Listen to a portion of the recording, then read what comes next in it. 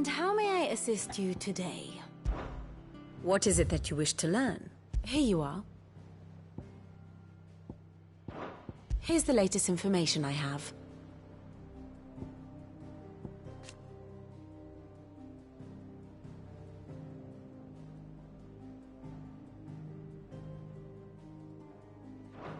Very good.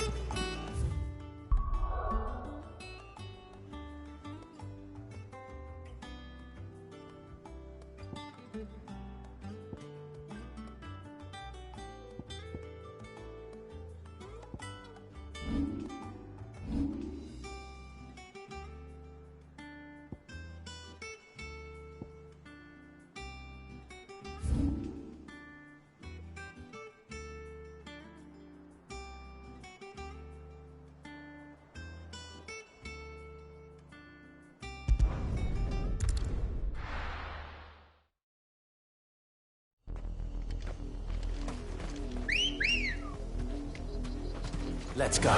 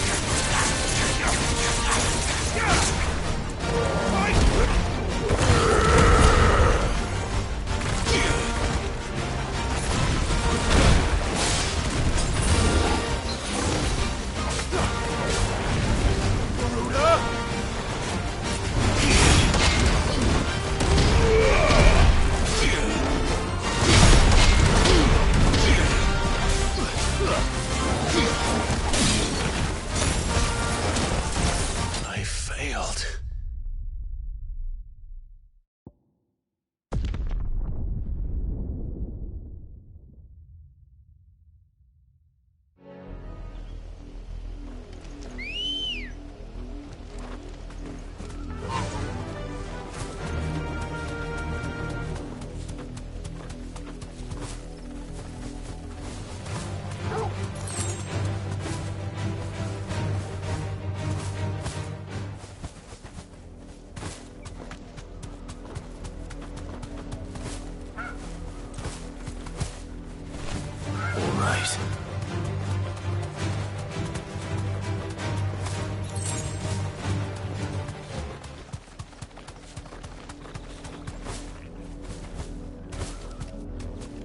Be safe. Fire and flame!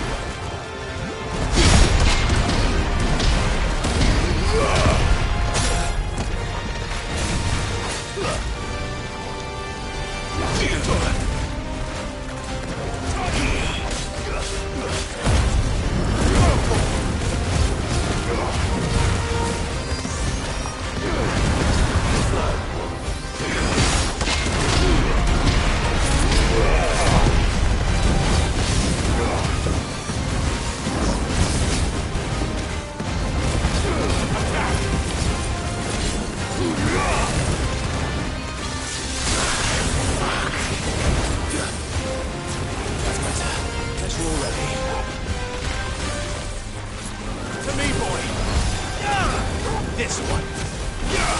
Get him.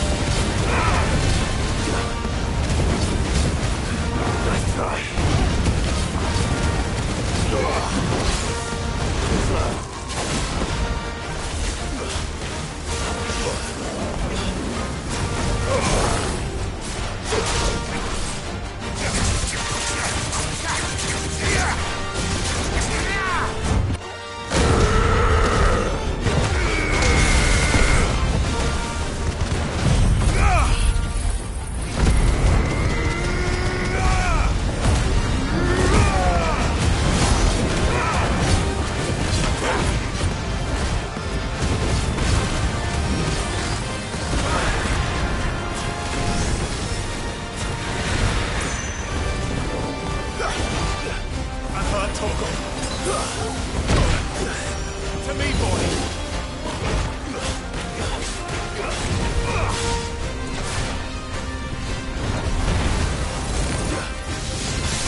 This one! Over here! Go, Torgal!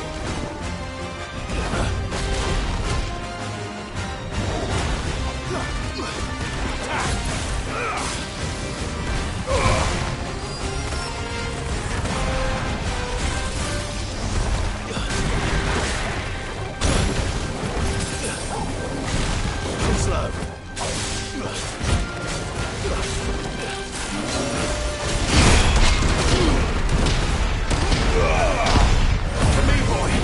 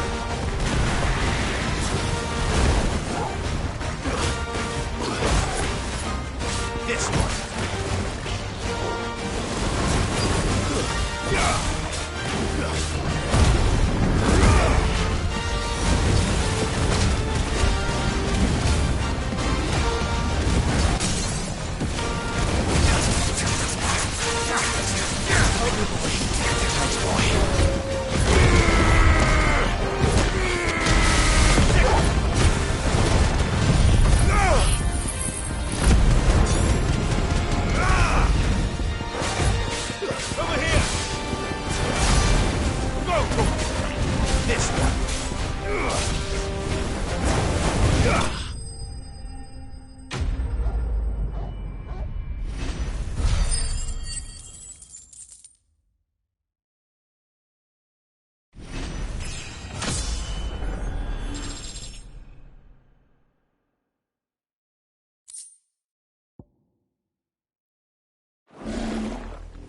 Well, it's dead now.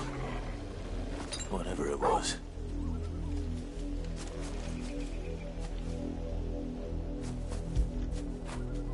Get it, boy!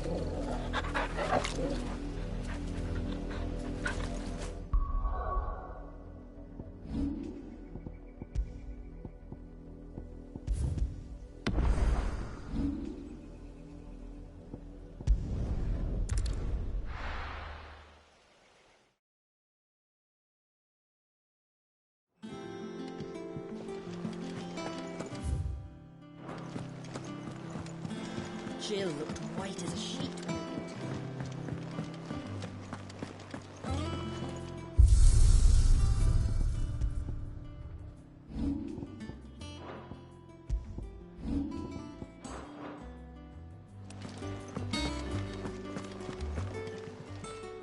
to. Is it business or pleasure?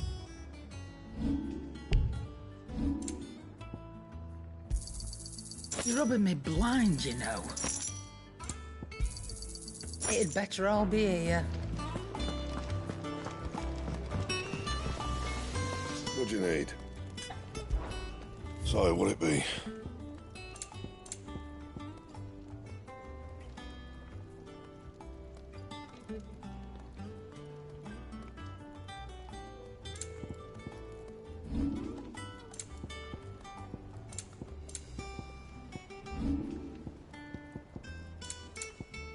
And how am I meant to do that then?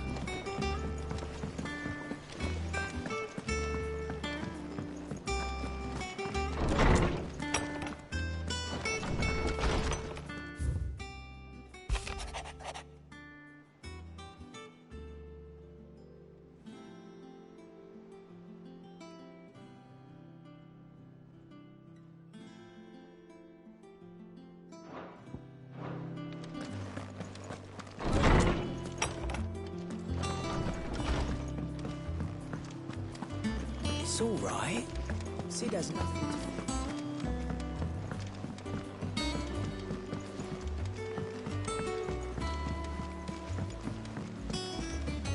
The little uns have been up to their old tricks again.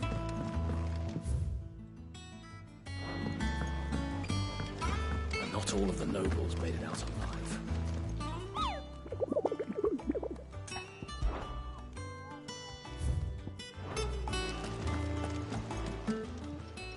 Welcome to the Patron's Whisper.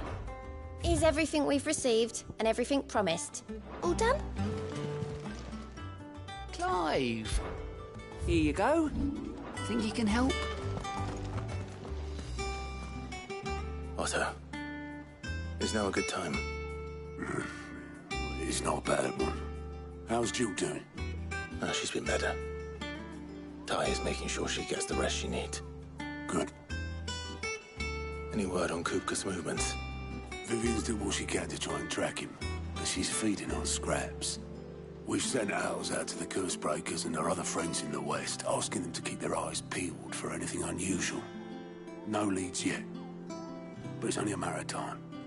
All right. Let me know when you find something. There he is. All right, Clive. Still busy saving the world. Mid. When did you get back? Just now. What about your studies? Adjourned. Since Hugo Kupka invaded Rosaria. All the canvas in uproar about it. He's gone mad. He's turned rogue. It'll be us next. You try concentrating with all of that. All right, you win. How long will you be staying this time? Dunno. A while, most likely. Any road, while I'm here, I was hoping you could do us a favour. Mid. You can't just expect me to... Please, oblige her.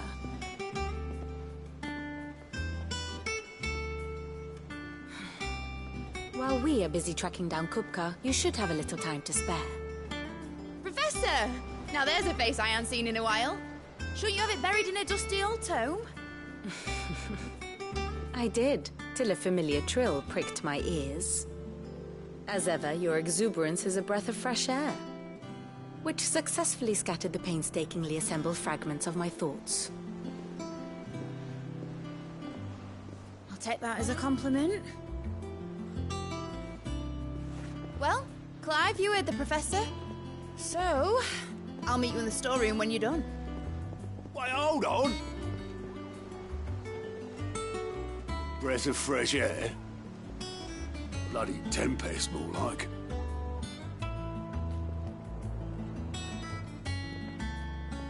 Oi, Otto, you got my gill? Huh? What are you on about? My fee for bringing Mid across. She said you were paying. That little... The storeroom, was it? I wonder what Mid's plotting.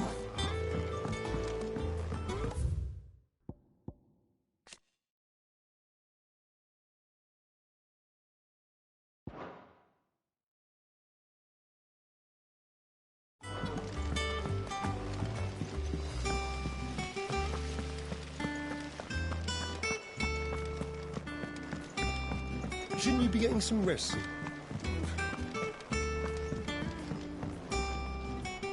You took your time. I'm a busy man, Mid. I'll get to the point then.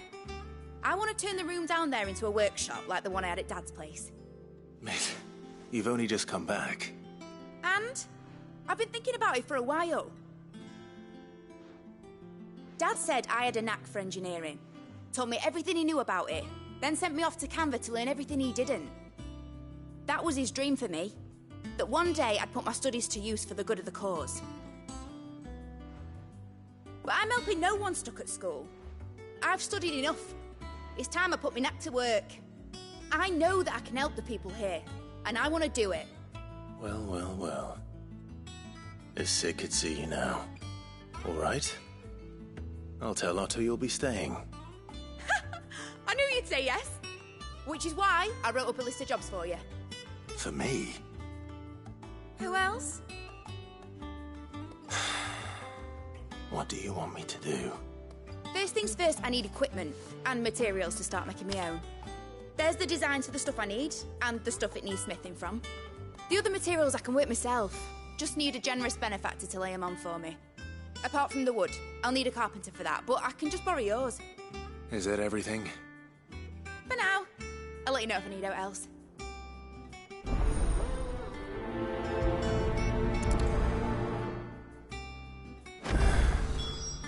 Where to start? Materials and tools. That means Karen and Blackthorn.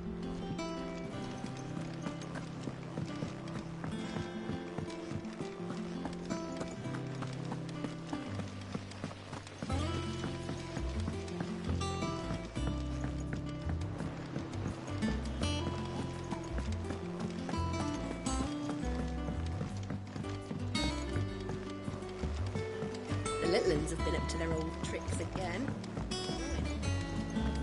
Jill looked white as a sheet when they brought her back. Oh, Maeve It's back knows.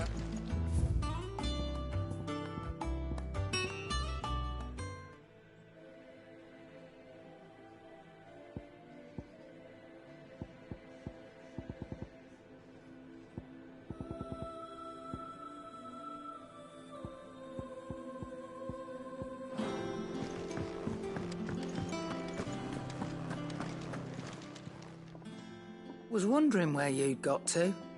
Mid's back from Canva. Have you seen her? Just now. She's planning to set up a workshop in the stores and ask me to buy her some materials. Here's the list.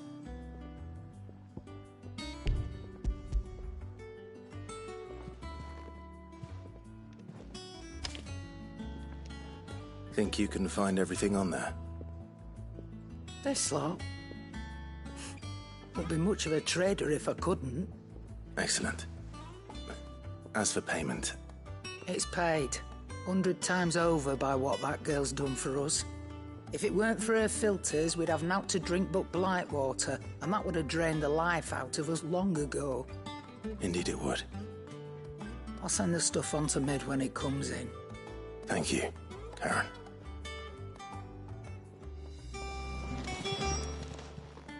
And what can I do for you?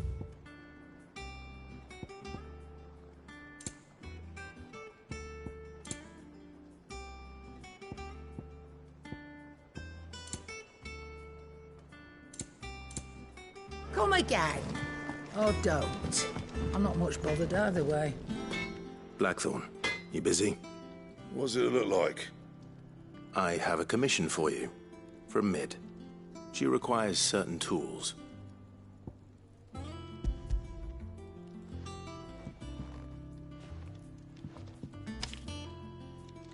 you think you can make them? Bloody hell. What's she planning to build with this stuff? An airship? I'll see what I can do. Tell her I'll bring them over when I'm done. If I ever am. My thanks. And Mid's, no doubt. That just leaves the carpenter. Let's see if Bardolph's available.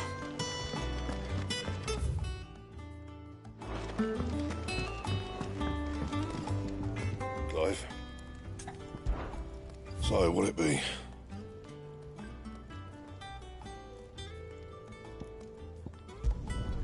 No scratches, all right?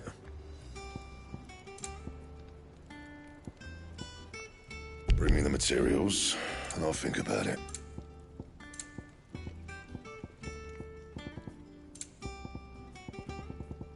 That it? Fine.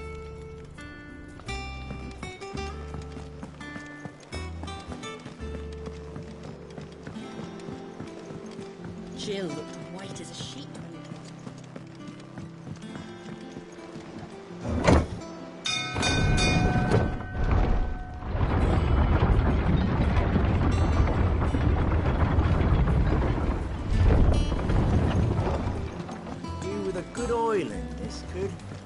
Should be enough.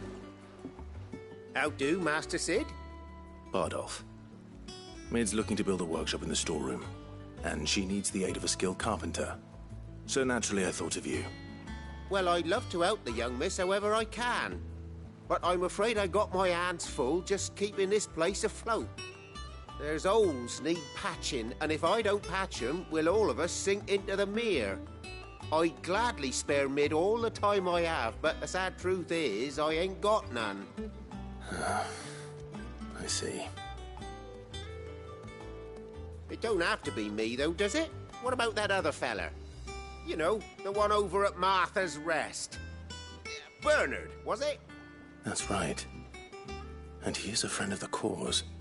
I'll ask Martha if she can spare him. Thank you, Bardolph. Least I could do.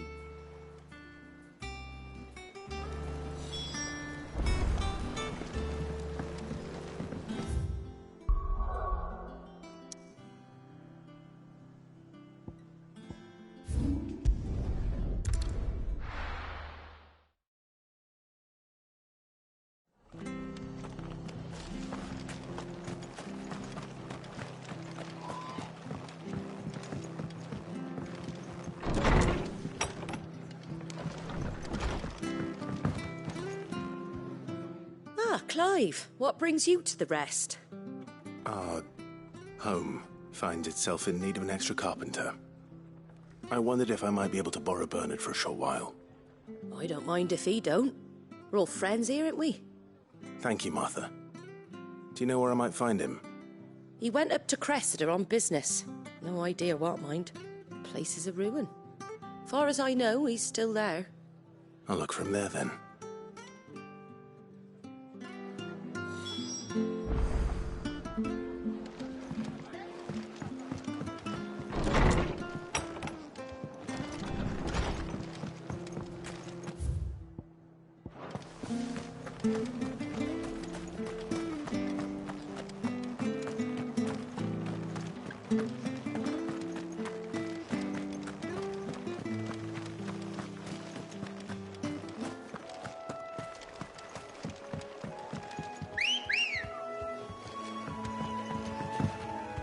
Let's go.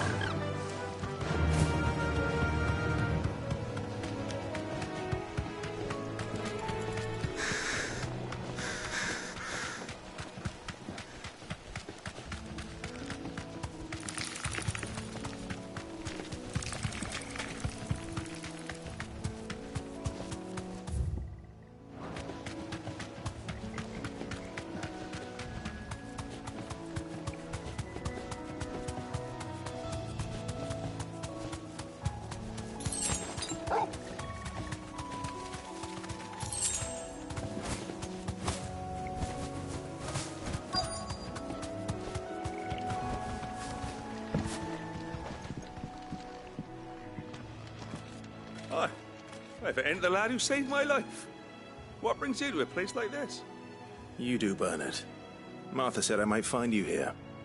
I have a proposition for you. Oh, do you now?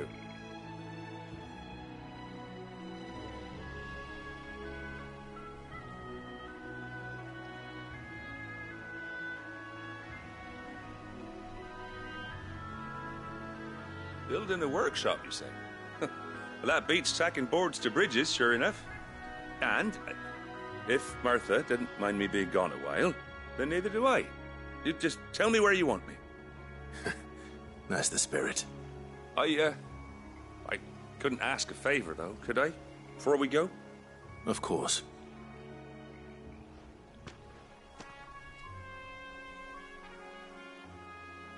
Well, that there is Cressida, where I grew up. Ain't much left of it now, though. Except my parents' graves. But I came up here hoping to visit. I even patched up the bridge to get across. Only to find the place crawling with fiends.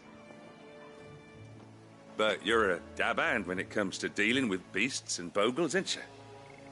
Any chance you could, It's the least I can do. Well, thank you kindly. And take care.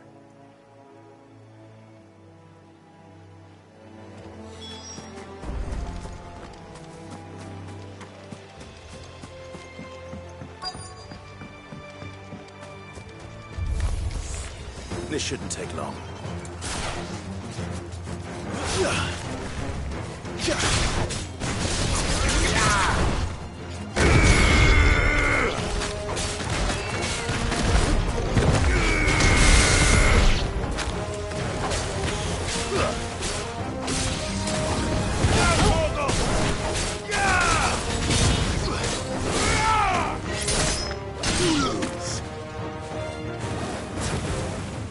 All yours, Torgal.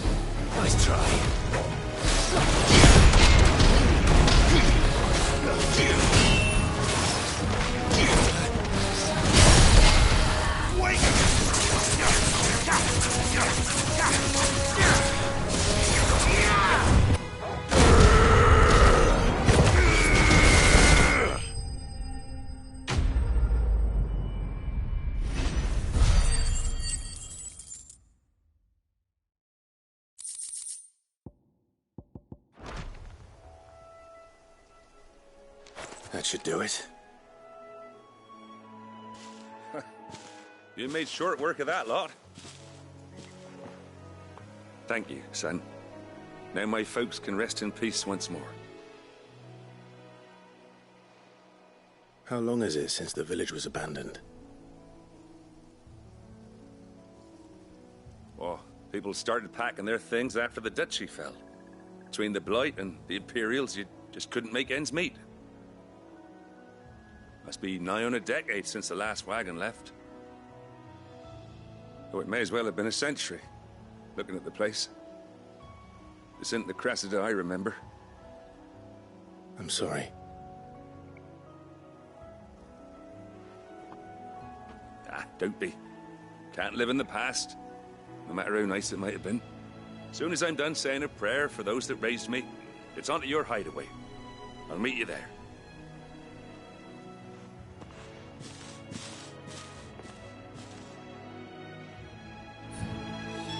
That should take care of Mid's little list. Better head back before she thinks of anything else.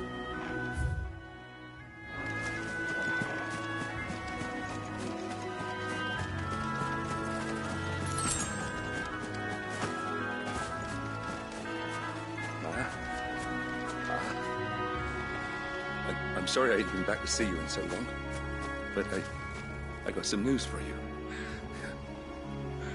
I'm to be wed.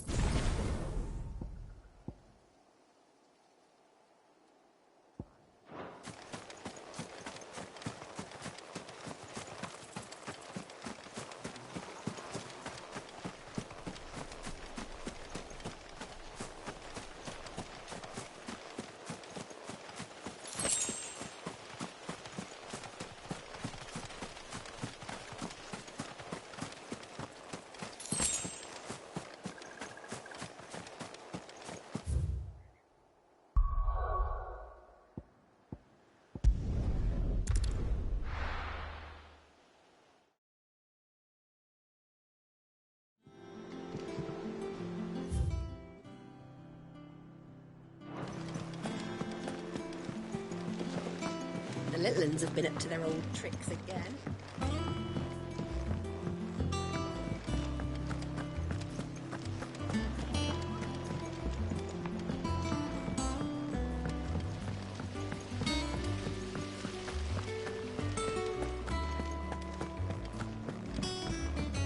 Shouldn't you be getting some rest?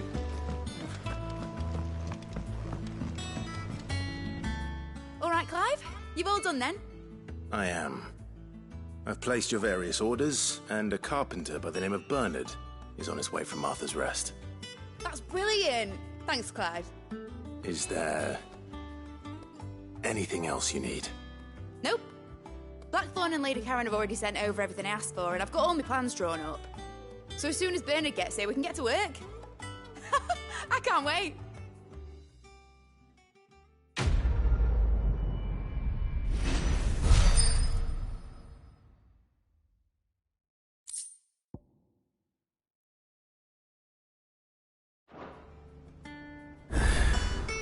That's my good deed for the day done. Let's see how Jill's faring.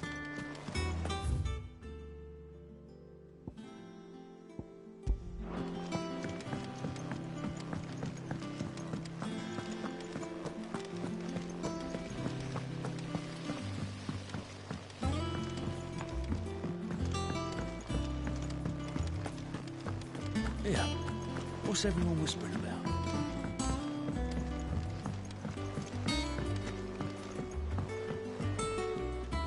Do you have a moment, Sid? A team of curse breakers has gone missing near Northreach. Which team? Coles. They were sent to liberate a carriage of bearers before they could be smuggled to market. They were moving in for their assault when the carriage was attacked by goblins. A curse breaker managed to release a Stolas amid the confusion, but... this was days ago. They should be back by now, but I've heard nothing from any of them. I can't help but worry that... They know the work is dangerous. But I'm sure they're fine. But what if I've got them all killed? Before they go out, I always remind them why we're doing this, what they escaped, and what we're freeing people from. But I never really thought how my words might affect them. What risks they might take because of the things I've said. I'll go and find them. We'll both rest easier knowing they're safe. Thank you, Sid. And I'm sorry to trouble you with this. The plan was to intercept the slaver somewhere in the Dragon's Eyrie. I can't tell you much more than that, I'm afraid. That should be enough to go on. If they were there, Torgal will track them down.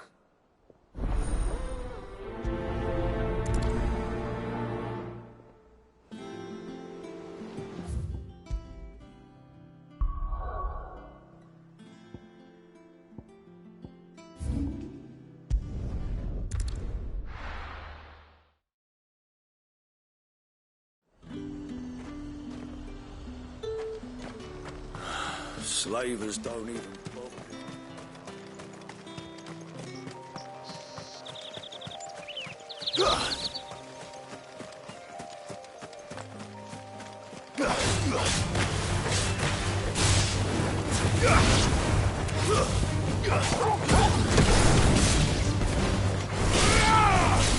Stay down!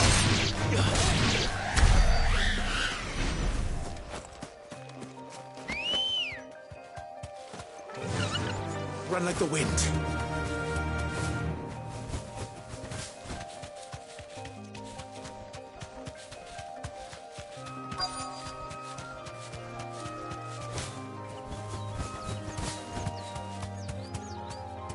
Straight home now. Cole, I'm glad you're in one piece. Just about. Sid, if you don't mind me asking, what are you doing here? Doris sent me to find you. She hasn't heard anything since the attack. She's been worried about you. I sent a runner to the Dame in Northreach. The hideaway should have learned of our survival yesterday. Well, I'm here now. And it looks like you freed the bearers. Only some. The rest locked themselves in the slaver's carriage rather than fleeing when they had the chance. I want to help them, Sid. But we're barely in any state to protect those few we did save. You made the right decision. Now where's the carriage? The goblins may still be out there. You have duties to attend to here. See to the injured. I'll handle the rest. All right. Just follow the path to the south. You'll come across the carriage soon enough. And please, hurry. If the beastmen get to those bearers, the poor souls will be eaten alive. I won't let that happen. Thank you. And Sid, it's good to see you. Don't thank me just yet.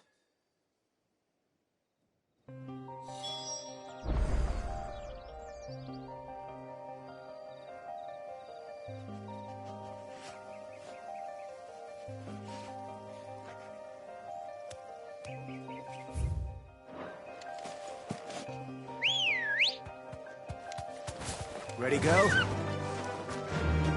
Fly, Ambrosia.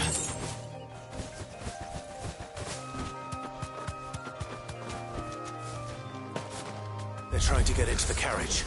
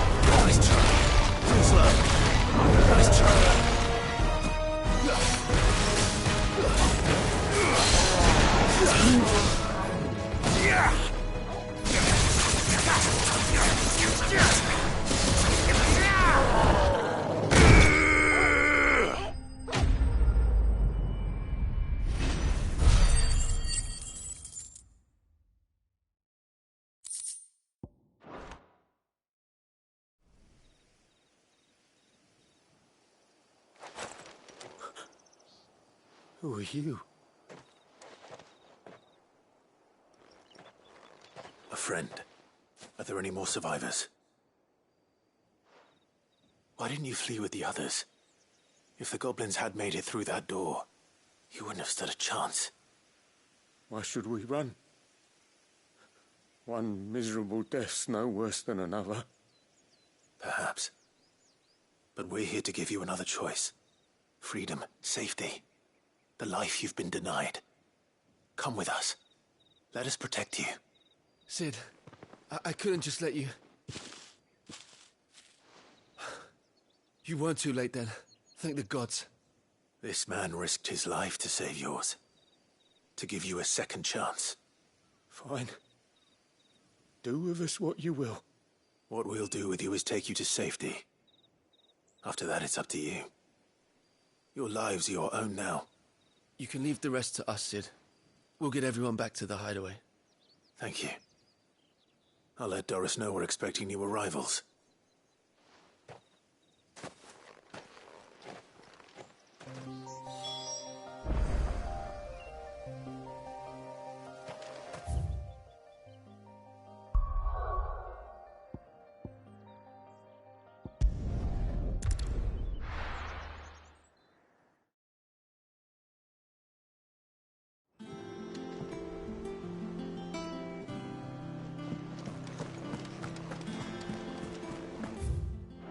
The little uns have been up to their old tricks again.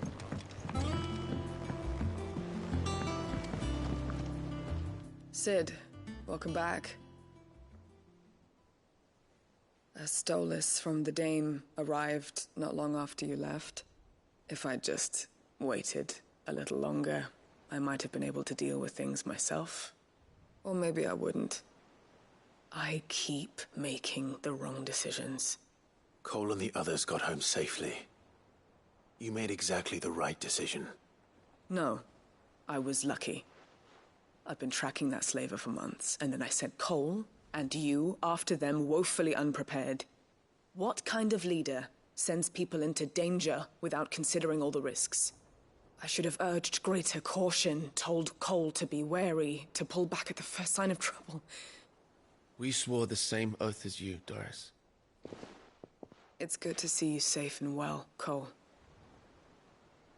I'm sorry. With all due respect, we Cursebreakers don't risk our lives because you commanded of us. We risk them because we believe in our cause. No one with doubts ever joins our ranks. The agony of removing the brand more than sees to that. We all know how much bravery that takes.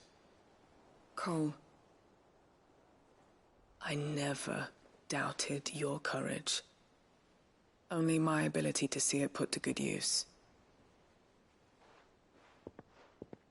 Thank you for your faith in me. I'm not sure I deserve it. I sometimes wonder if I might prefer to risk death alongside the others than ask it of them. But I'm a Cursebreaker. I swore an oath too. I have a role to play, and I must trust that I'm the right one to play it. You will. In time.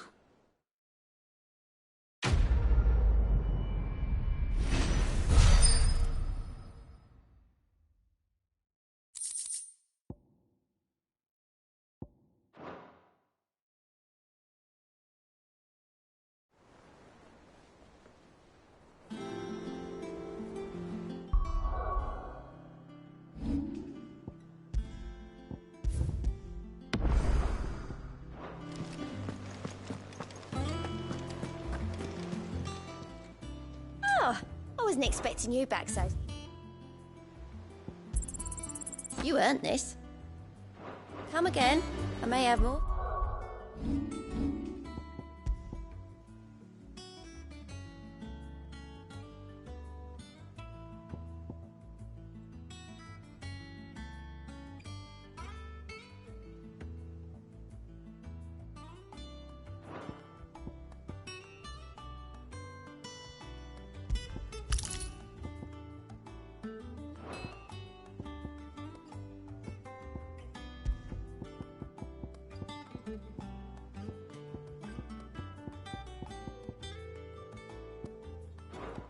Oh, yeah.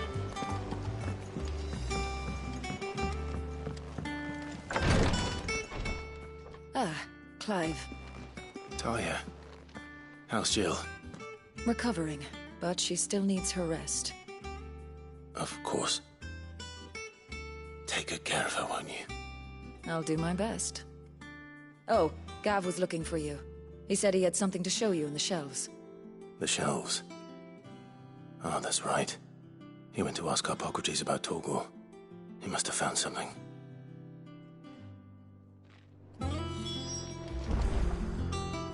You have the look of a man with the twins upon his shoulders, Rodrigue. Talia has tasked me with removing a Cursebreaker's brand.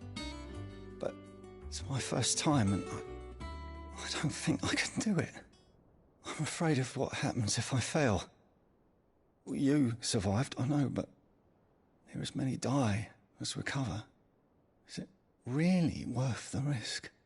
You don't need me to answer that. You know full well what we're fighting for. I hope as much as you that one day bearers can walk among others as equals. But until that day, a brand is a burden, and we must lift that burden in order to go undetected. The operation may be dangerous, but it's also essential, and we undergo it willingly. I know. I still wish there was some other way. But griping about my lot helps no one, I suppose. Don't worry. I'll do what must be done. I know you will. Unfortunately, the first thing that needs doing is the preparation of a draft to dull the pain. Something I can't do with the infirmary's ammonia supply so low. What few leaves we have would barely be enough for removing a splinter, let alone a brand. Just tell me what you need. You'll go? Oh, thank you. No one knows herb lore like Taya, and she swears by ammonia for easing pain. It's simple enough to find, if you know where to look. And fortunately for you, I do. Along the river near the village of Amber over in Rosaria. Just search for the bright blue blossoms.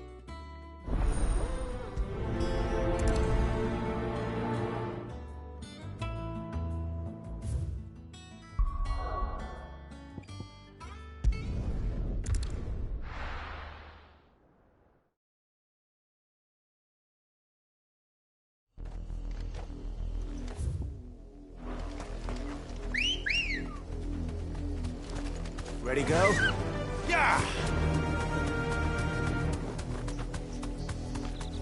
The river was easy enough to find. Now for those herbs.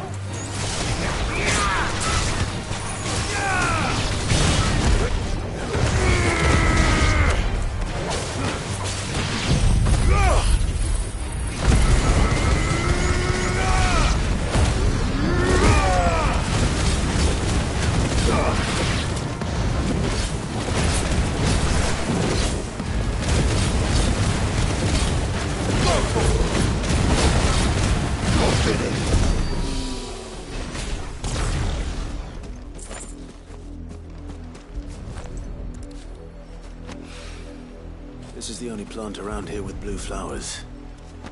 I hope it's the right one.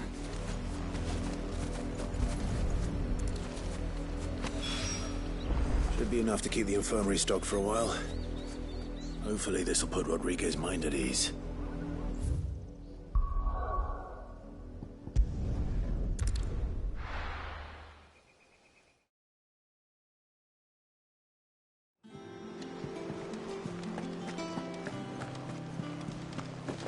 The little uns have been up to their old tricks again.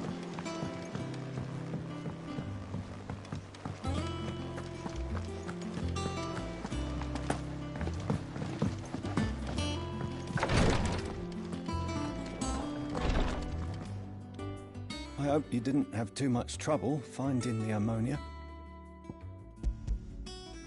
Only the usual. Oh, yes. This is it. And more than I was expecting. I dare say the patient won't feel a thing. That is, unless I... You'll do fine. Taya trusts you. Which means I trust you. The hideaway would be lost without skilled physicers like yourself. Thank you for the kind words. Truly. But... I'm sorry. I'm still terrified. The brand is more than just ink on flesh. It's a death sentence. Milk of the wyvern tail lurking just below the surface of the skin. One ill-conceived incision, a single slip, and the poison fouls the patient's blood. Failure means death, and even success means tremendous pain. Days of agony as the wound heals. I became a physiker to help people, not to kill them. I don't want to kill anyone. Cursebreakers lead hard lives. And the operation is only the beginning.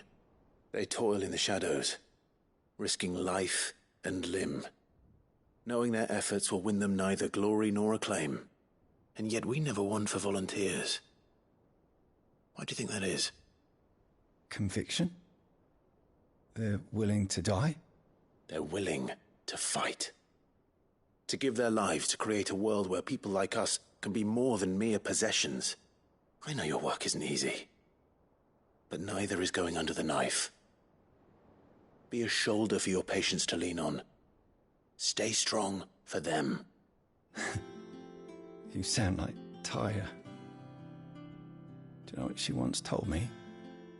It's natural for a patient to feel like they're suffering in solitude. And it's a physicist's duty to see that they don't. Thank you for helping me remember that. I won't falter. Not again.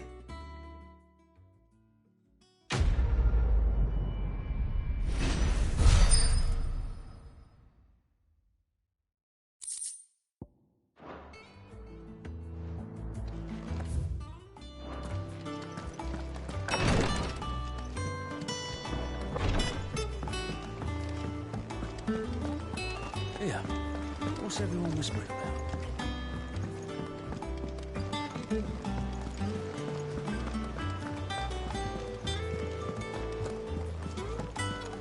Jill looked white as a sheet.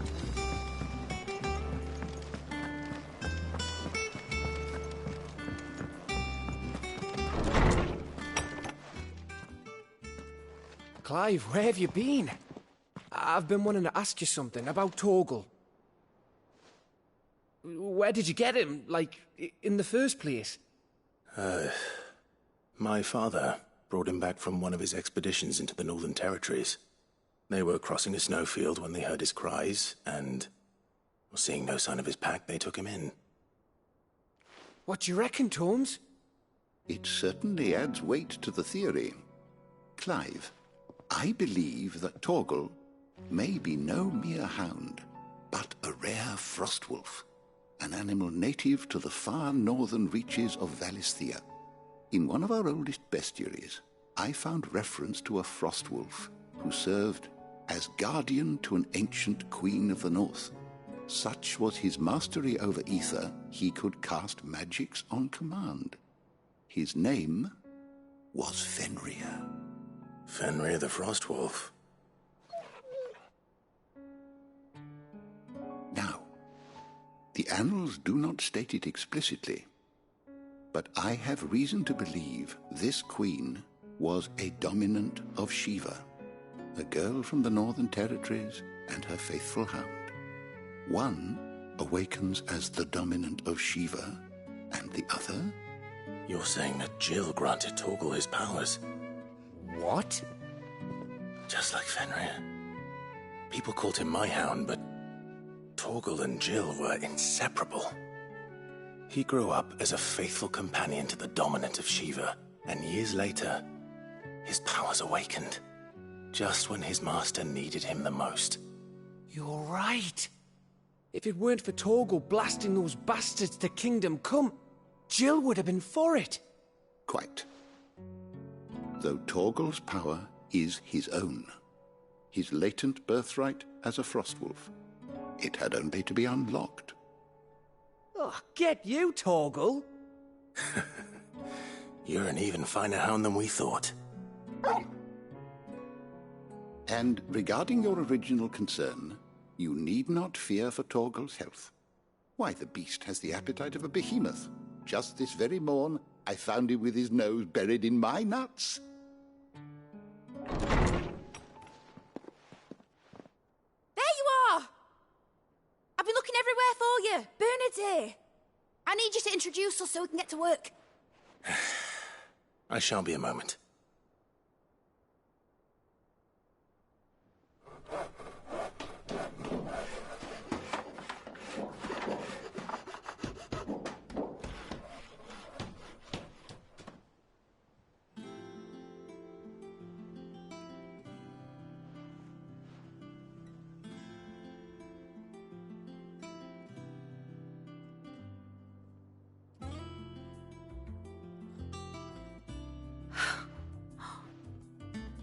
Brilliant. It is. Well, I couldn't have done it without you. You and everyone else. But I promise I'll pay you back. I'm gonna work my fingers to the bone for you lot, starting right now. Just you wait. I'll make wonders like this world's never seen. Then I look forward to seeing them.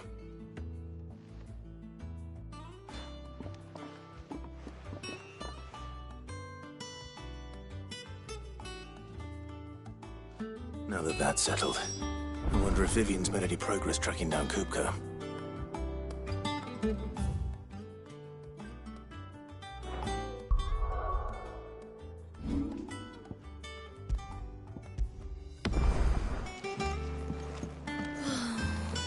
I wish Miss...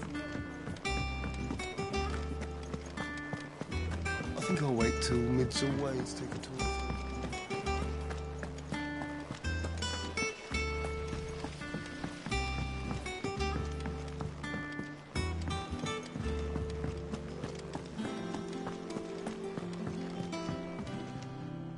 How goes the hunt for Kupka? Largely in circles. We have myriad sightings of strange soldiers in unexpected places, but nothing definitive as yet. If only we knew for certain by what route he left Rosalith. Well, keep at it. If anyone can piece this puzzle together, it's you. And I'm willing to wait as long as it takes.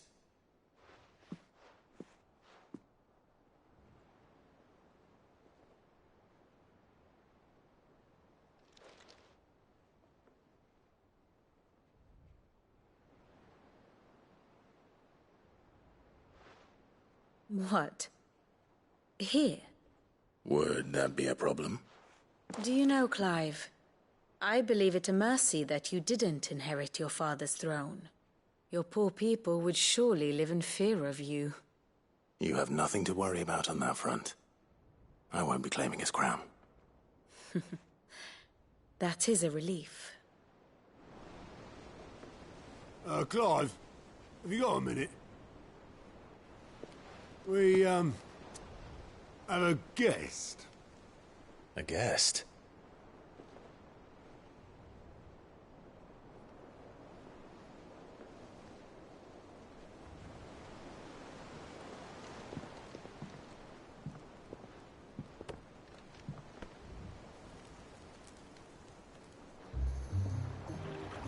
For your trouble. It was a pleasure, in hindsight. Uncle Byron? Clive, my boy! Tap a cask and stoke the ovens, for your favourite uncle is here!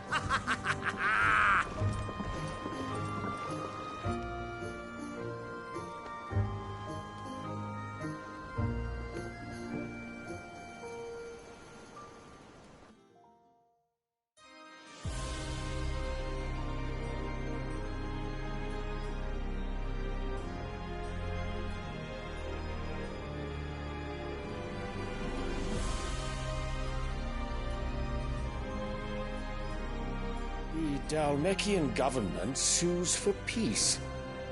How shall we respond? If they're willing to accept their fault in the matter, I see no reason to refuse them. Still, we must insist on substantial reparations. The Twinside stores are not as bottomless as reported. Aye, and we have many more mouths to feed. We shall just have to have the Dalmeks empty their treasuries for us.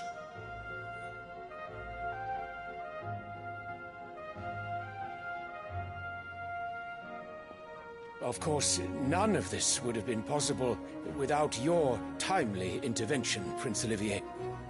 Indeed, I doubt any of us would have had the courage to trade words with the mighty Titan, nor less the wit to win him over. The Empire owes you a great debt. May the blessing of the crystals go with you, Your Highness. May the blessing of the crystals go with you. Very good.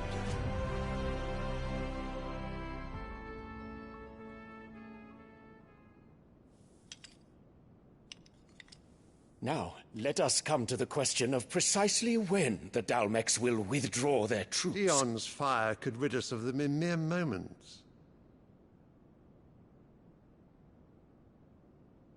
The men of the Fist will not withdraw until a peace treaty is concluded.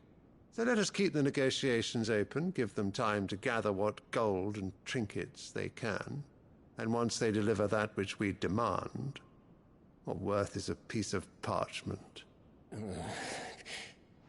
Your Radiance, were Prince Dion to take the field, the enemy would surely send their own dominant to meet him.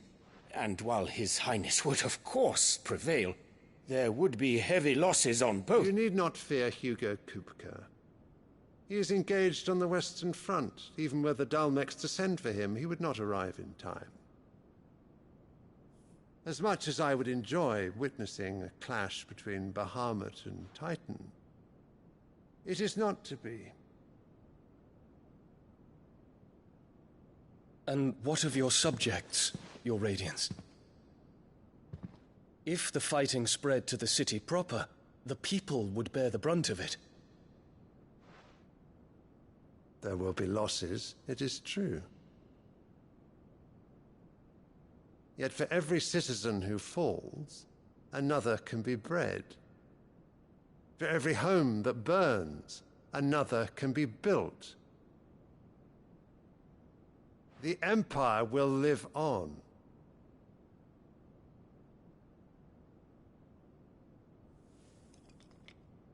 Dion? Yes, sire.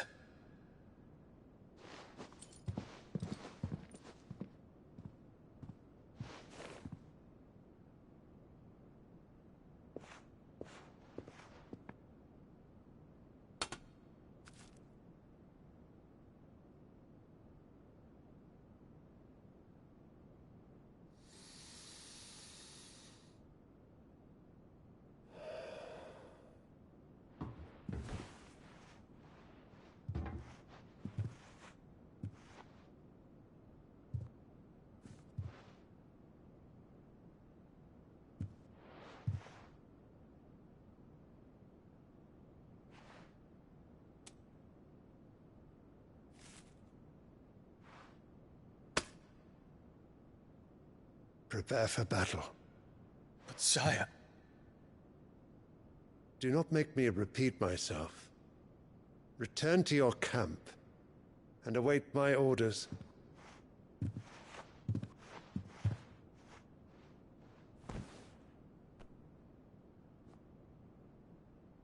If that is your wish, Your Radiance, I shall depart at once.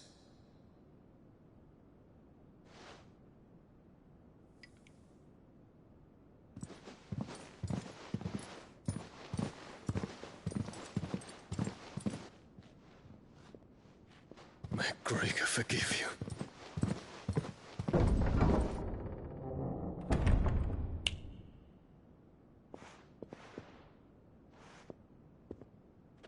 What do the astrologers augur? The stars are in agreement, Your Radiance. The shadow of treachery hangs over Prince Dion.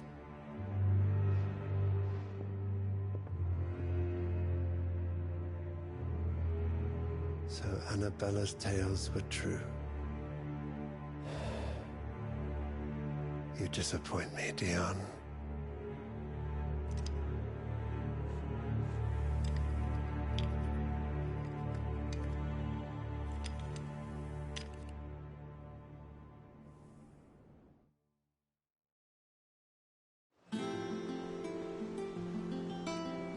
What on earth is Uncle Byron doing here?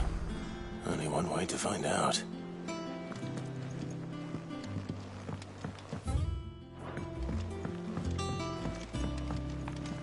The little ones have been up to their old... It's just one thing after another around here.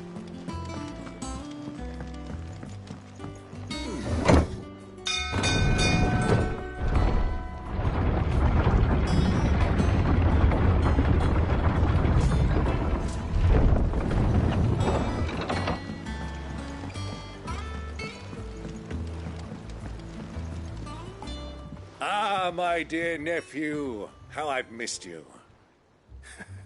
How did you find this place, Uncle? Through the good offices of young Sir Wade. He really is the most helpful fellow. As are you, I hear. The Guardians and those they freed tell the most outlandish tales of your heroics in Rosalith. Which is why I came, to learn the full truth of the matter. Sort the fact from the fiction, so to speak. You were working with the Guardians of the Flame to evacuate the people of Rosalith to Port Isolde. I was, aye. Then I have questions for you. Please, come inside, Uncle. Gladly. You there? There are 2,000 gold talents in those chests. See that they're added to my nephew's coffers, would you? 2,000?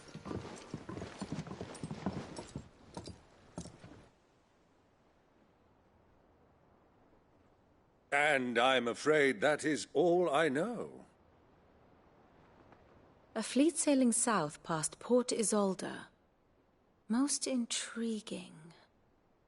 Forgive me for not being able to tell you more. I hadn't the faintest idea Kupka withdrew wounded from Rosalith. Still less that my own nephew dealt the decisive blow. What do you think, Vivian? I think, with this news of the Dalmekian fleet and recent reports of the Royalists' movements, that the final piece of the puzzle has fallen into place. Come here and I'll show you.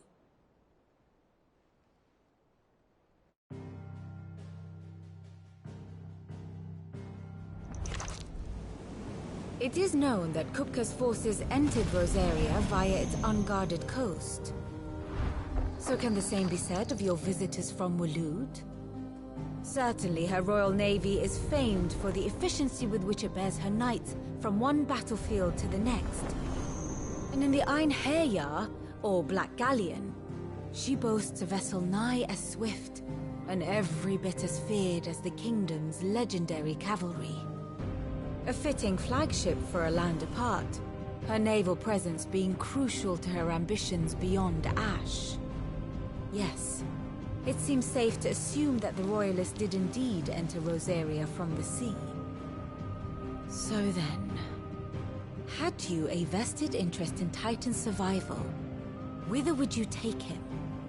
Why, home to Drake's Fang, a place rich enough in ether to conjure the magics needed to mend his hurts. Or would that not entail an arduous voyage around the southern cape?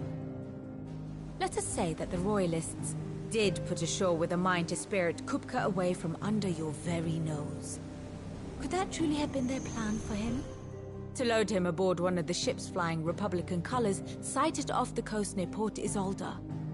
To spend weeks at sea, being tossed hither and yon by unforgiving waves, his life hanging in the balance. No. The journey would mean Titan's death, and Kupka's faithful creatures would not allow it. So what then was the plan of our Waluda friends? Reports suggest they made not for the coast, but for the desert. And by cutting through the Velcroy, a party traveling light would have Titan back in his bed days before a galley could lurch into port. To wit, it was the Royalists, not the Republicans, who effected Hugo Kupka's safe retreat. I would stake your life on it.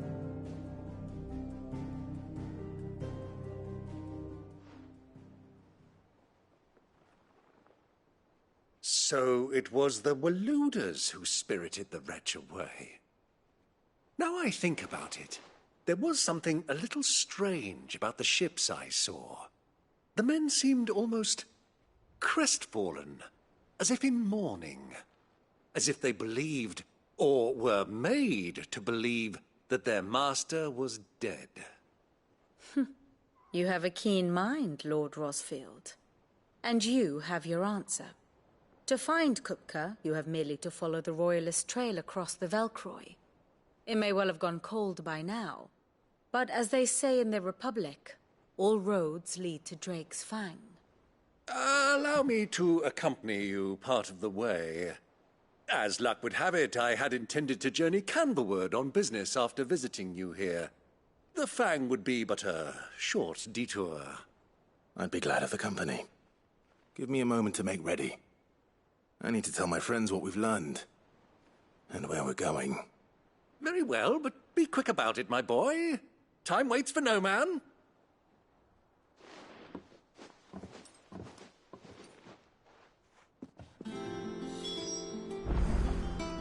Ah, my favorite pupil.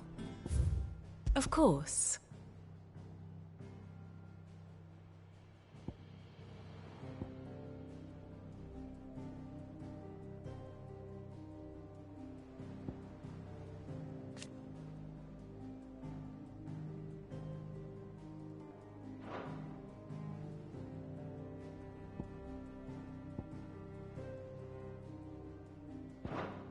Study it well, Clive.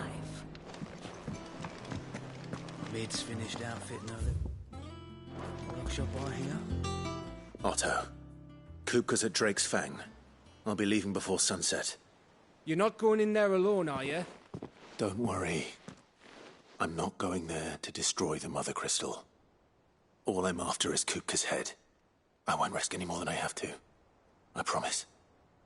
The lands around the Fang are all Kupka's personal fiefdom. You have any trouble on the way, you ask for Rosina Dalamil. Some call her the Desert Hare. Who is she? An old associate of Sid's. And only Sid's. All I know is the name, and that they used to meet at the Dalamil Inn. We've heard nothing from her since he died. But I'm thinking maybe the new Sid might be able to bring her back into the fold. Thanks. I'll keep that in mind. So, what about your uncle? I mean, he's welcome to stay, but... Don't look so worried. He'll be coming with me. Thank fuck for that. Gav, Otto, I'm leaving you two in charge. You can count on us.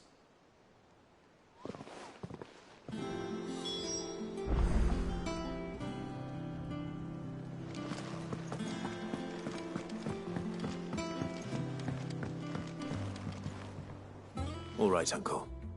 I'm ready to depart. Shall we? We shall.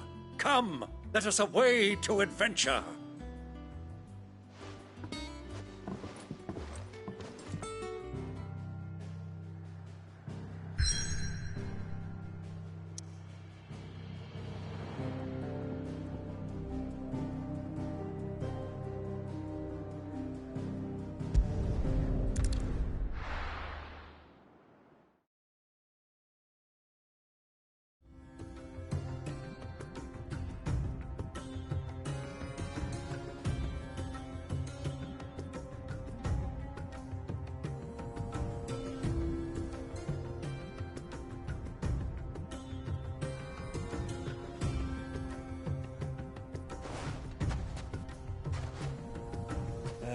I was a young man when last I walked this path.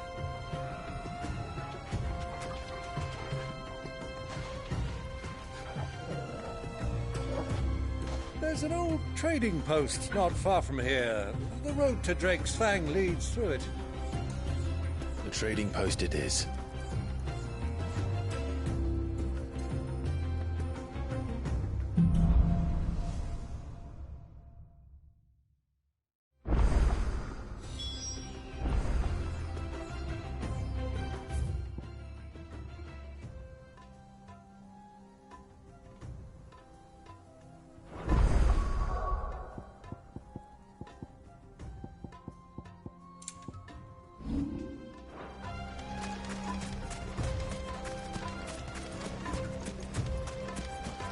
Our destination lies over that dune, beyond the ruins. Mark them well, Clive. It's all too easy to lose one's bearings in the sands. Easy does it.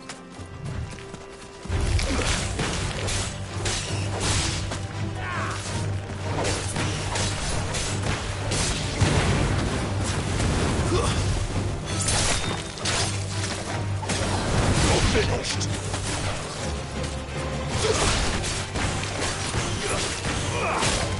It's over.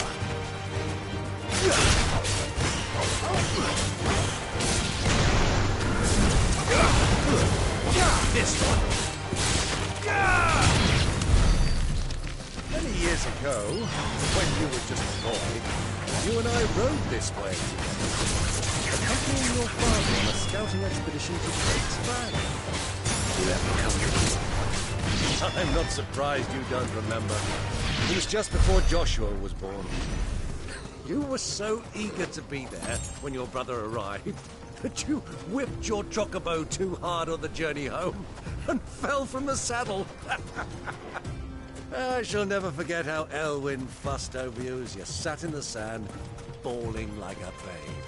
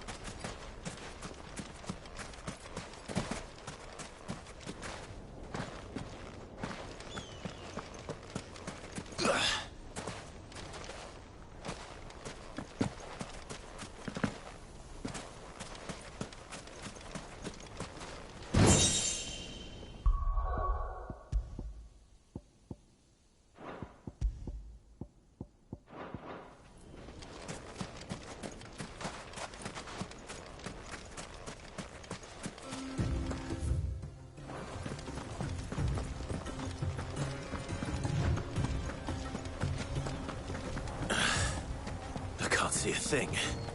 Come, Clive! Let us turn back before we lose our way!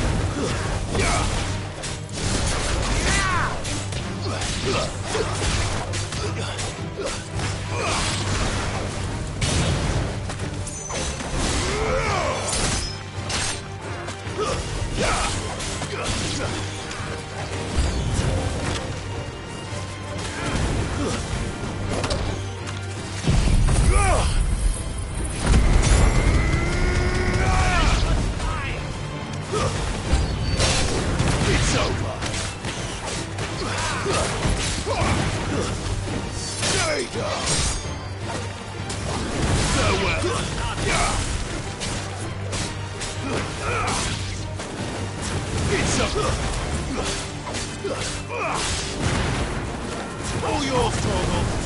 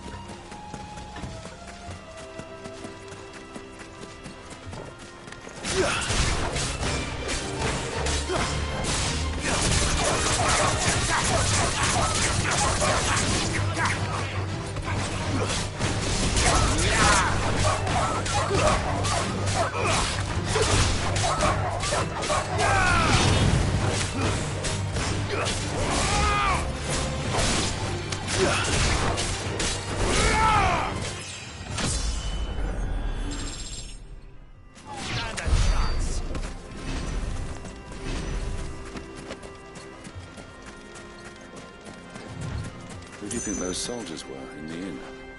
Friends of friends.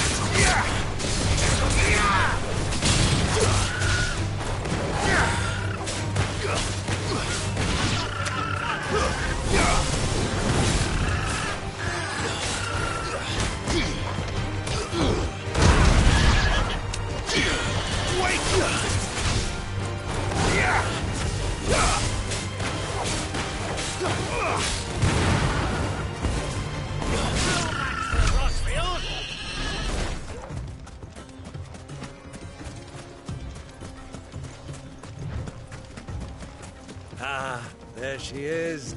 The good old Dalamil Inn.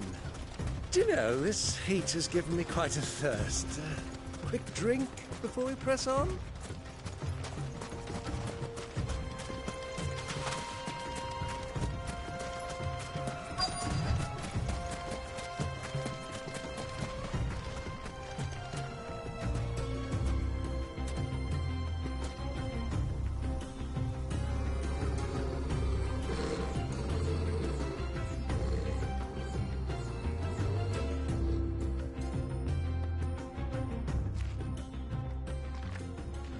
Look, there.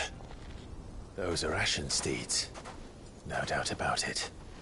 And such a long ride from Stonehere. Our Waluda friends must be soothing their saddle sores in the inn. Shall we join them?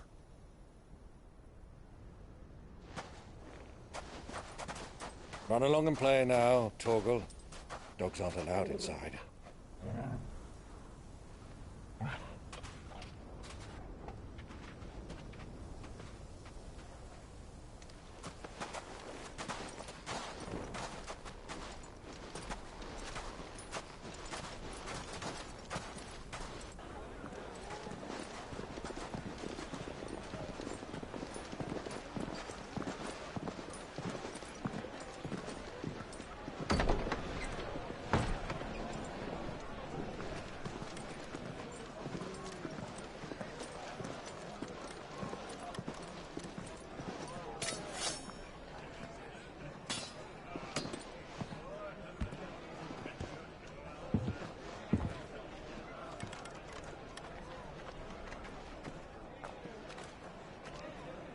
Good day to you. Eating?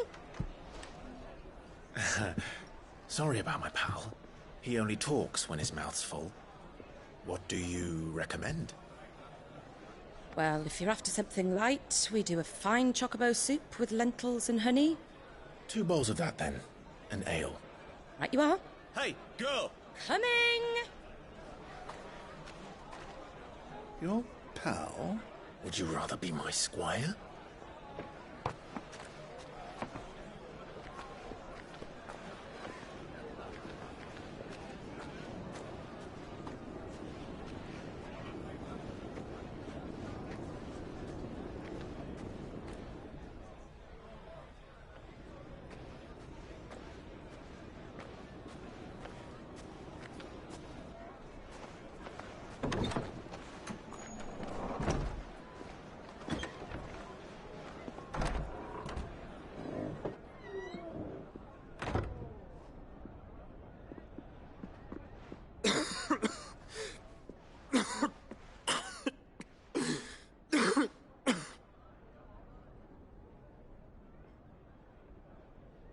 Grace, it is plain you are not yet well enough to travel. If you would only let me take you to someone who can better attend to your ills. No, we must press on. Prince Theon has returned to his camp and will soon depart for the front. I must speak with him at all costs. Miss this chance and I may never get another. You do understand that? Yes, Your Grace. But you must at least agree to take your medicine. I'll fetch you some water.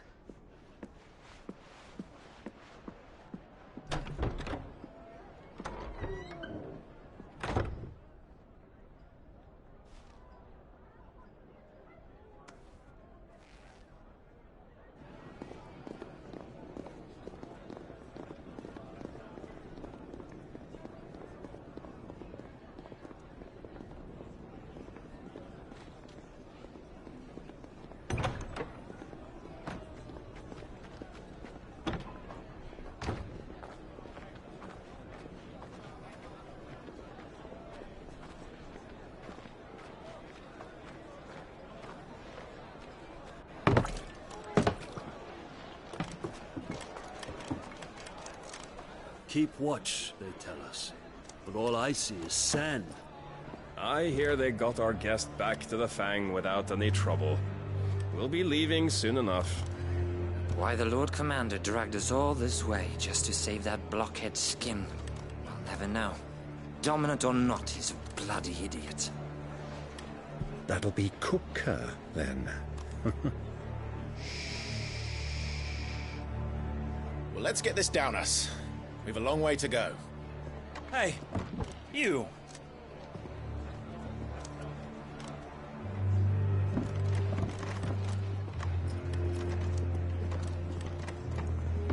Uncle? Sorry.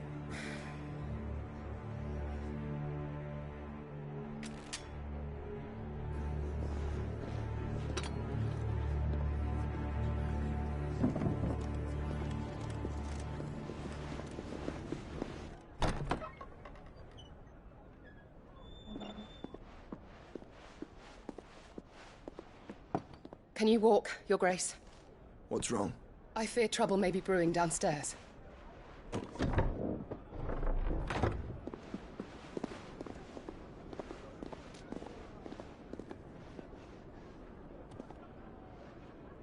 You two are travelers, are you not? Me and my companions are strangers here. Perhaps you'd be good enough to accompany us a while. Help us find our way. Sorry, lads, but we've got business in camera that can't wait. Ah, I'm sure you could spare us an hour or two. Friend.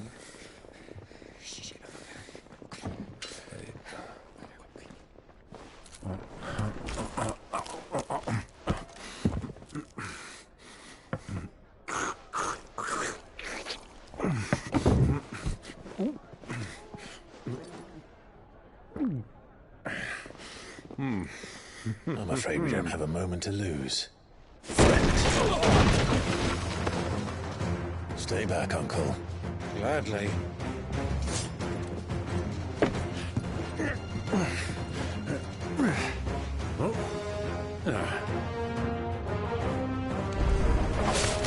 The outlaw!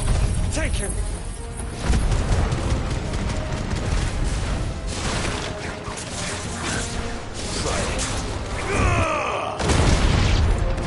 Bravo, my boy! Just like that!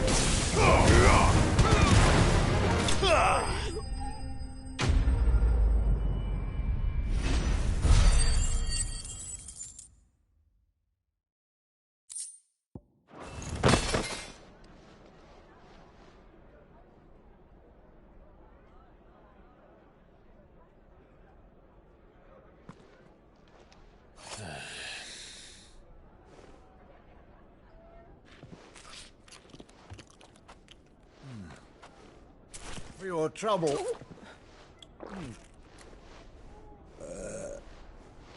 Word of advice, miss. That soup could do with a touch more salt.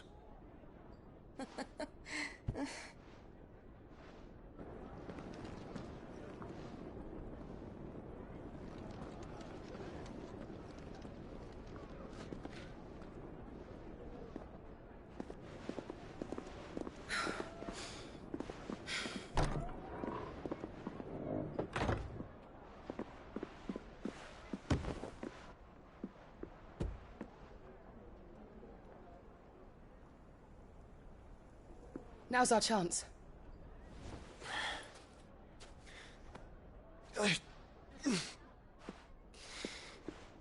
Your Grace? I'm fine.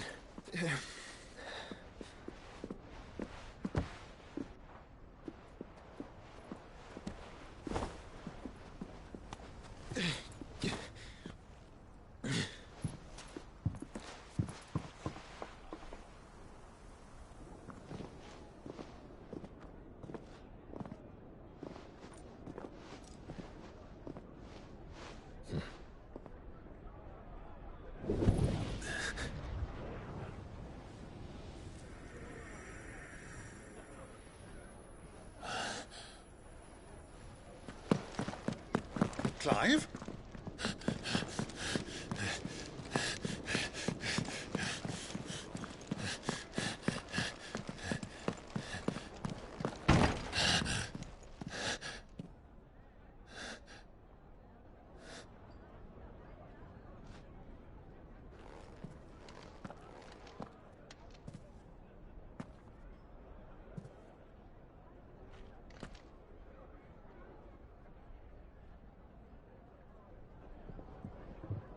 What is it now?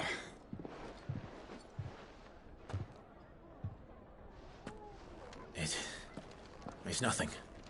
Let's go.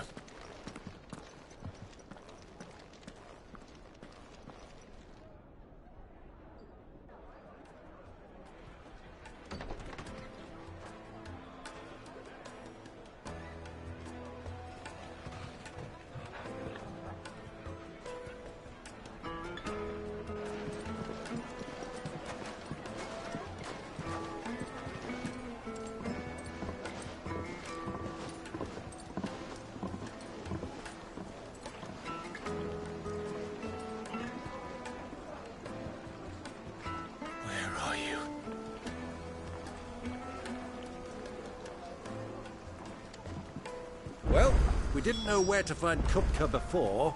We do now. The Royalists said it themselves. Their guest is in the Fang. We should press on before any more of their friends turn up.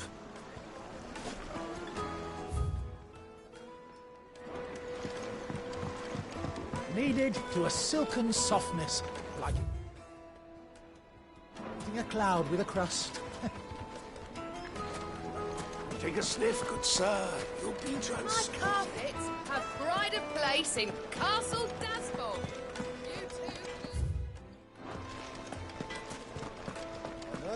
You can melt butter in that furnace. Can't handle their drink.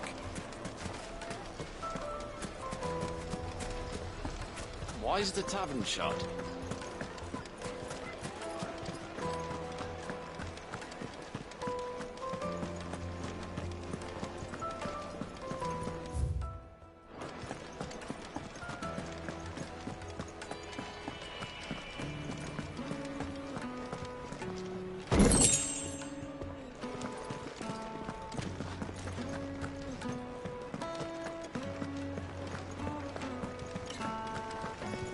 Let me treat you. I need a drink.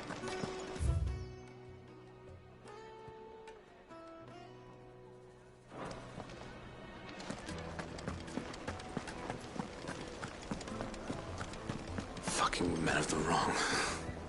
Anytime they pull their snouts out of cookers' trough is when they want to lord it over us.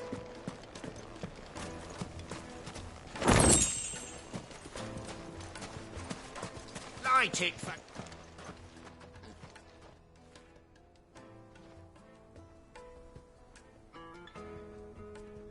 Ah, they've closed the road. And it's the only way from here to the Fang. It would seem Lord Kupka is not accepting visitors at present. We have to get through that gate. Not by force, I trust. We've attracted quite enough unwanted attention already. By guile, then. Perhaps the Desert Hare can offer us her aid. Rosina Dalamil, woman of mystery. But how will we find her?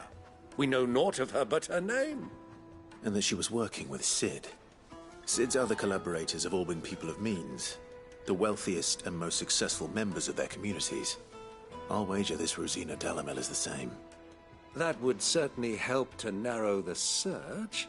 We need only inquire as to who is in charge of the town. And that's exactly what I mean to do.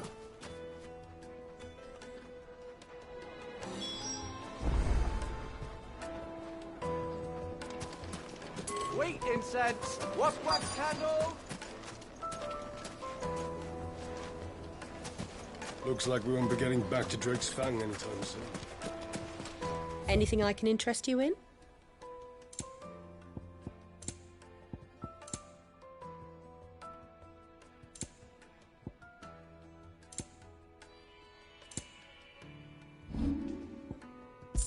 Thank you for your custom.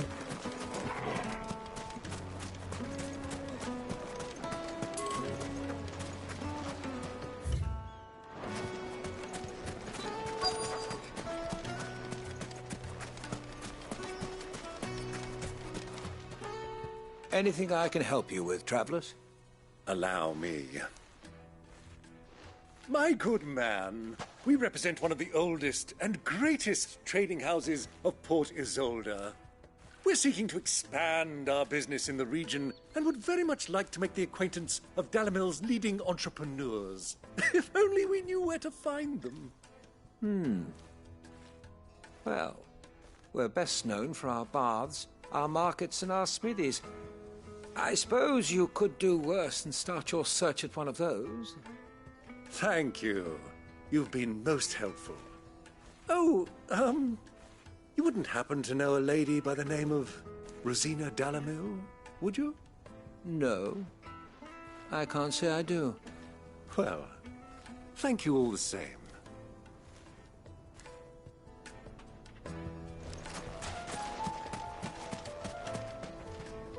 What do you want? Can't you see I'm busy? I won't keep you long. I'm looking for someone. A woman by the name of Rosina Dalamil. Do you know her? Never heard of her. Is that all? One more question. If I wanted to find the richest trader in town, where would you recommend that I look? Oh, that's easy. The Briar's Kiss. Won't find a finer smithy this side of the strait. The owner's only a young sprig, but he's got all the right ideas. The Briar's Kiss, you say? Thank you. I doubt this young sprig is the person we're looking for. You said Sid's contact was likely to be an influential sort. Influence comes with age and experience, believe you me.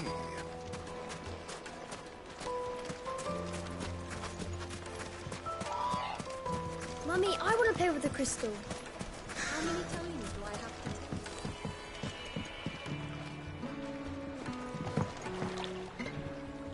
Can I help you? Yes, I'm looking for a woman by the name of Rosina Dalamil. A long-standing pillar of your community, I believe, from old trading stock. Then you should ask further. He's been here for years. Knows the place and its people like the back of his hand. And he's in with all the old merchant families. Try the baths. That's where you'll usually find him. Thank you kindly. Well, it sounds like we have our man. Perhaps. Let's go and find out exactly what this Furter knows.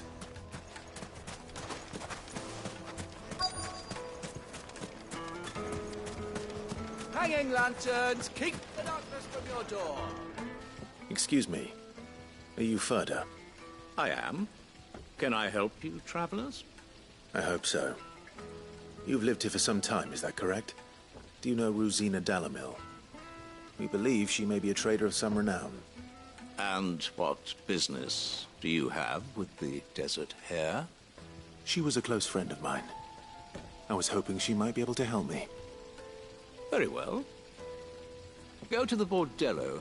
I'll arrange an introduction.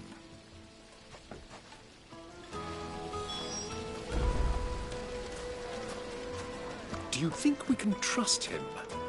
Only as far as I think he trusts us.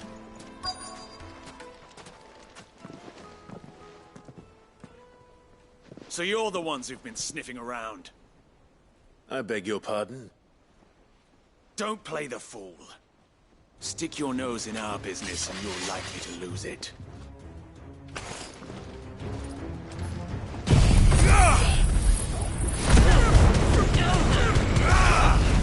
Silence!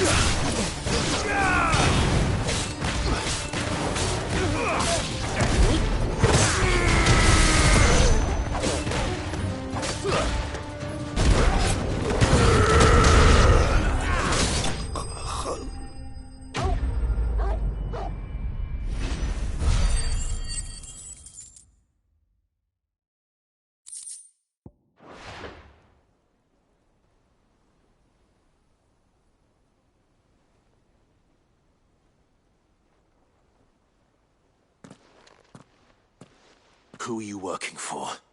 Him or her? Him. The boss. He wanted us to test you. Though one could hardly call that a test. Lord Ferda? Look what the cat dragged in. Your skill with the blade is rare indeed, my lord. A fitting talent for an outlaw. You know who I am. So what now? Call in the Men of the Rock and collect the bounty? That isn't my decision to make. Our work is done. Take him to meet his precious Rosina. She will be interested to make his acquaintance. Yes, my lord. To the Lock of Leisure, then. To the Lock of Leisure.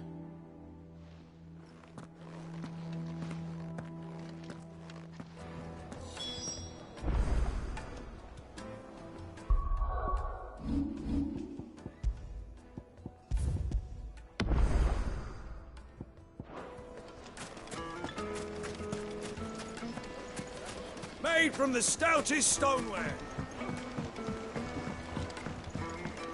Light, meat, and dark. Fresh from the... It would make The finest fabric!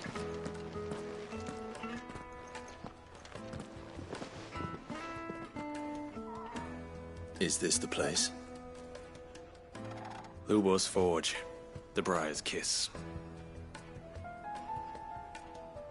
Ah, so it was the young sprig after all. So much for Rosina Dalamil being a woman of experience. How wrong I was. It was an easy mistake to make, Uncle. After all, it must have been years since Sid last saw her. Sorry, him. Whoever this Lubor truly is, he's clearly a man of means. I'd say he deserves our respect. See that he gets it.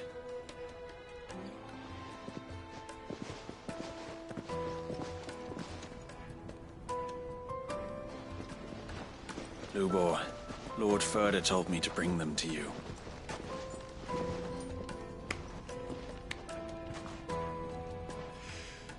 My boys tell me you're in need of assistance.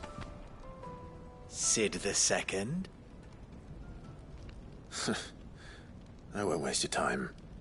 I need passage through the south gate.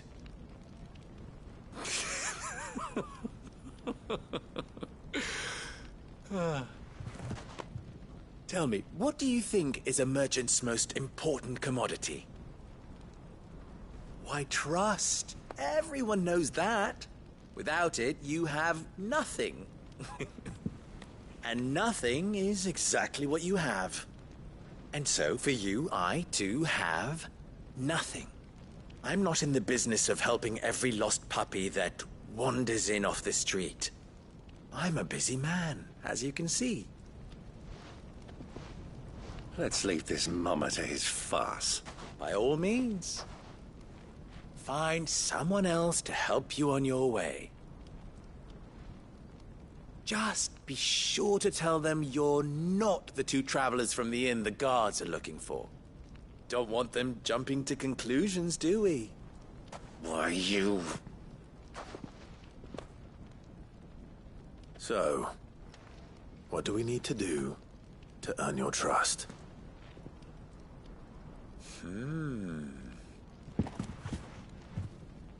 I like this one. Willing to do whatever it takes to get what he wants. Ha! Men like you have a special place in my heart. Why, you ask? Because they get me what I want. Always.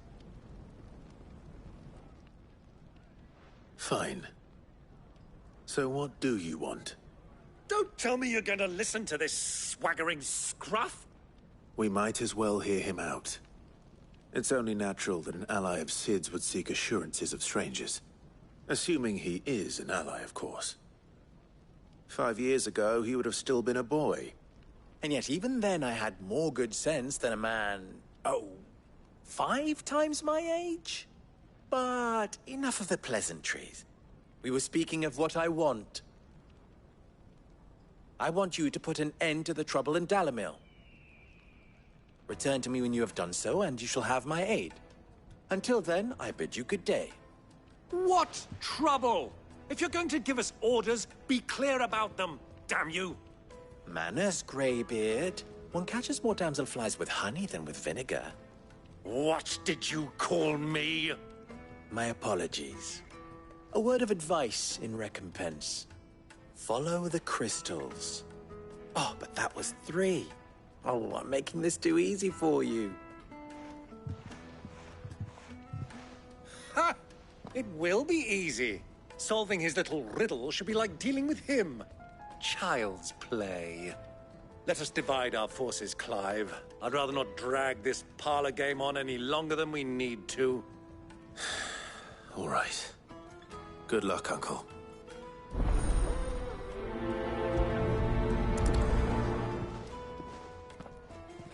I thought we were the only ones causing trouble in Dalamil.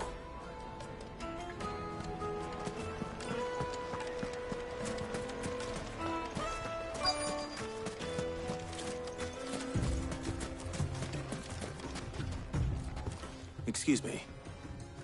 Is it true there's been trouble with crystals of late? You've heard, then? I've heard rumors. Damn thieves. Pilfering the crystals that were meant to fill our cups and light our stoves. Us common folk have hardly had a shard to share between us these last few moons. And it isn't as if we can buy them on the black market either. Whoever's taking them, they aren't sharing.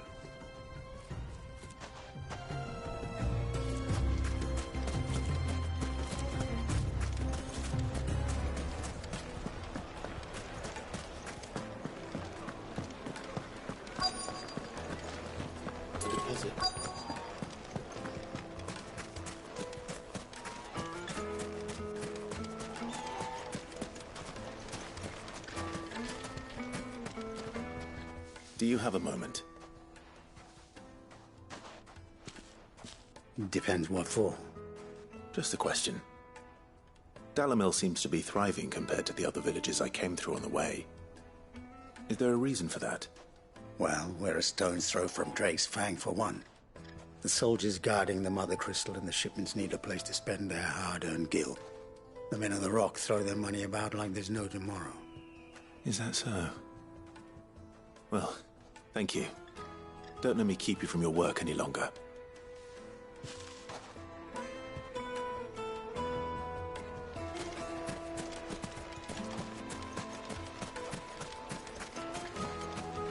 Clumsy lout.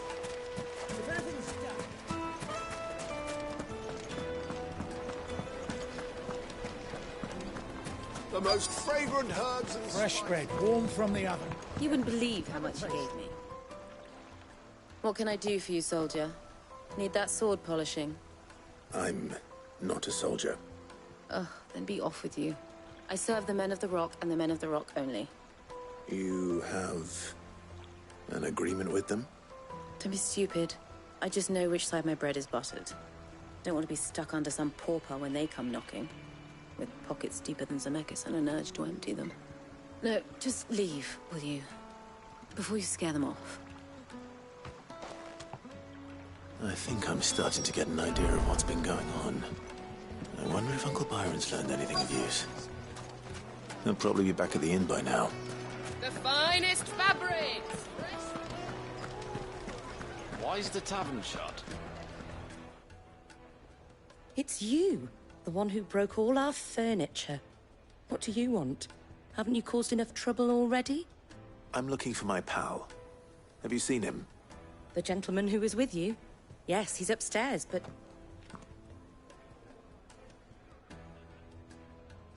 Thank you. I'll go and fetch him.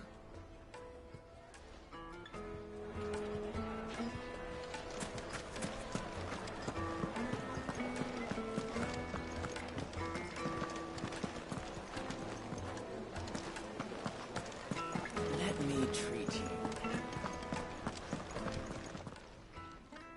Huh?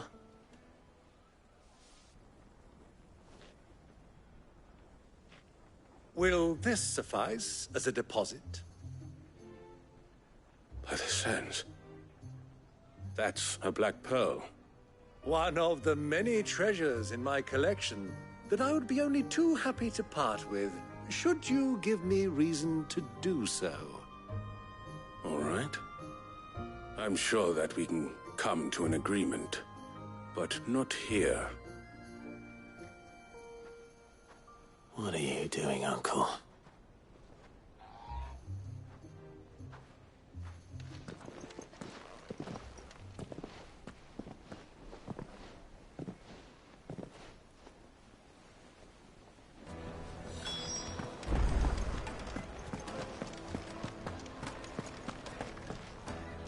Care to explain why you're giving gifts to Kupka's men? Bait, my boy. One cannot catch one's prey without it. And I do believe I've snagged us quite the quarry. I started by asking around the markets as to where I might purchase crystals. I had no luck, of course. It's forbidden to trade in such things. But my uncharacteristic indiscretion just happened to attract the attention of those uniformed ruffians. They took me aside and said they could procure the crystal I sought if I proved I could pay for it. So the pearl was your proof? I thought they'd asked for more. A second-rate specimen like that would only fetch 500,000 or so. A small price to pay for admittance to the underworld. But enough about my little act of subterfuge. What did you discover? That the supply of crystals has dried up of late. And some people seem to think they're being stolen. Meanwhile, members of Kupka's private guard have been spending money all over town. I'll wager those soldiers you've been talking to have been siphoning off crystals meant for elsewhere, and pocketing the profits. I'll wager you're right. We'll meet with them then, just as you arranged, and put an end to the trouble Lubor spoke of. Ha! That preening popinjay thought this would be difficult. It just goes to show one should never underestimate a Rosfield. We'll soon wipe that smirk off his face. I arranged to meet with the soldiers in a secluded corner of the Velcroy, far from prying eyes. The perfect place for a spot of double dealing. I trust I can count on your support, if things turn sour. Of course.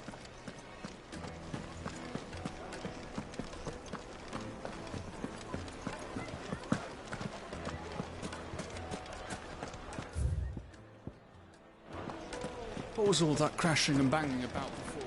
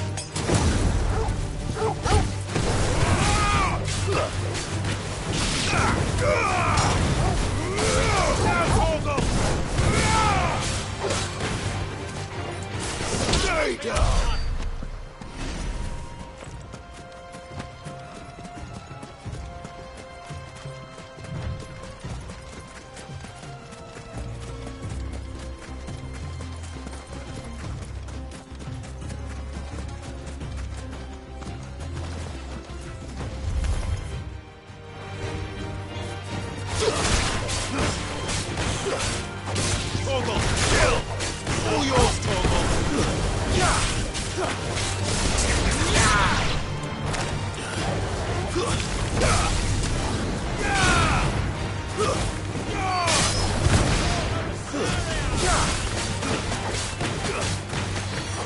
You're finished. Nice try.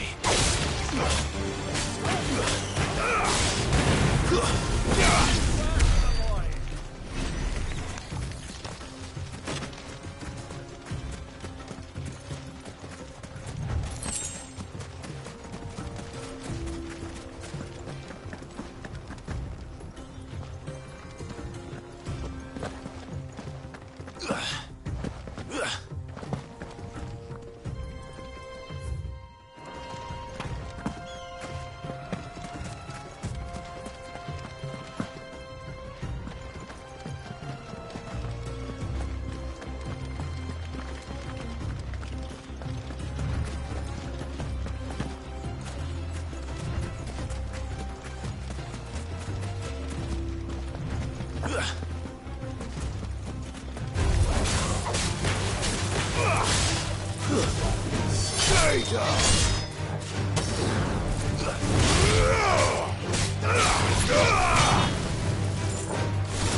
Torgal, kill!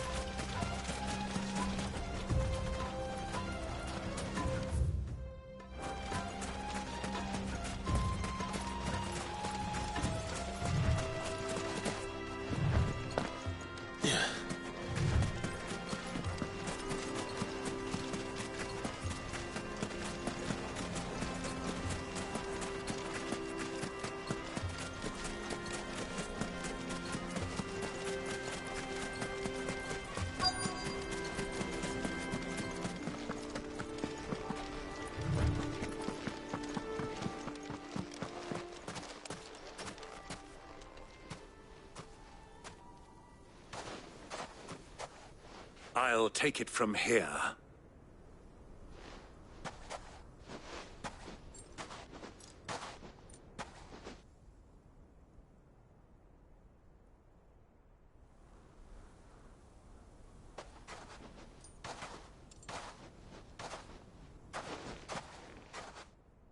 I was beginning to think you weren't coming, my lord. You've brought your contribution? All the silver and stones I could scrape together at such short notice? You brought the whole 500 talents. That was the price we agreed upon, yes? If you've no objections, I'd like to see the crystal. Of course. Right this way, my lord.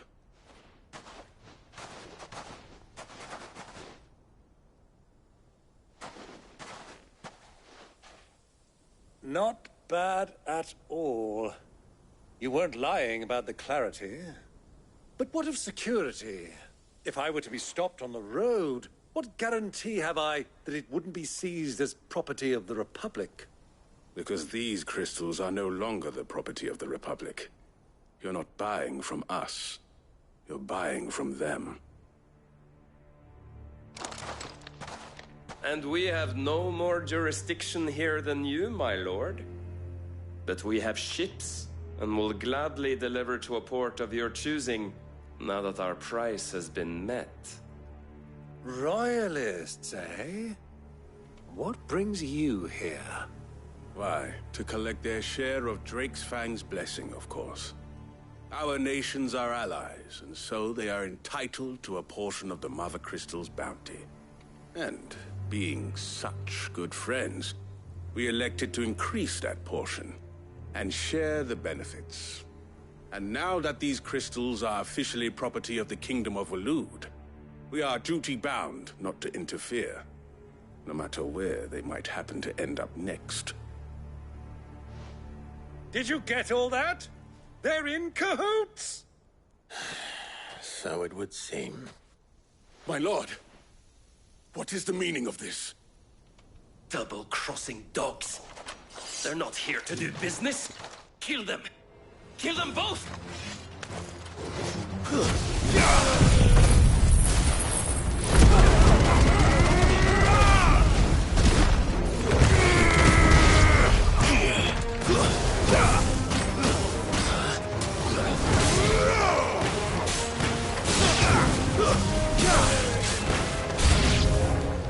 It's not over yet, Uncle! Good! I'm just getting warmed up! Now, Torgal!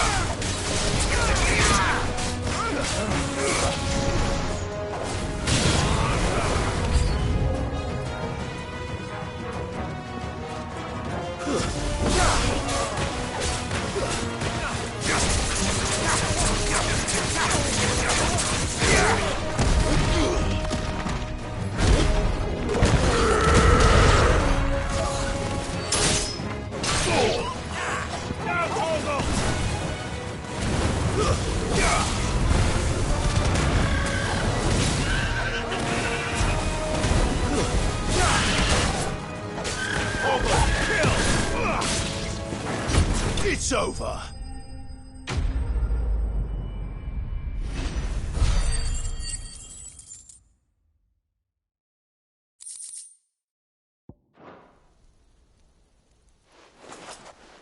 Well, that wasn't too bad.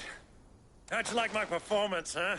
I've often played the villain on the stage. I think I did the role justice. Don't you? Greybeard, you were magnificent. The battle scene was particularly thrilling. Such a shame you didn't have more of an audience, but perhaps that's for the best. How long have you been watching? Long enough to witness your uncle's sordid transaction. I hardly expected one so venerable to degrade himself so thoroughly, buying one's way into the confidence of degenerates. Ingenious. This was the trouble you spoke of. The men of the Rock taking crystals meant for the common folk and conspiring with the Royalists. Well, now it's over. Indeed it is. The people of Dalamil had scarcely any means of redress against Kupka's men, let alone a foreign army. Until you two came along, that is.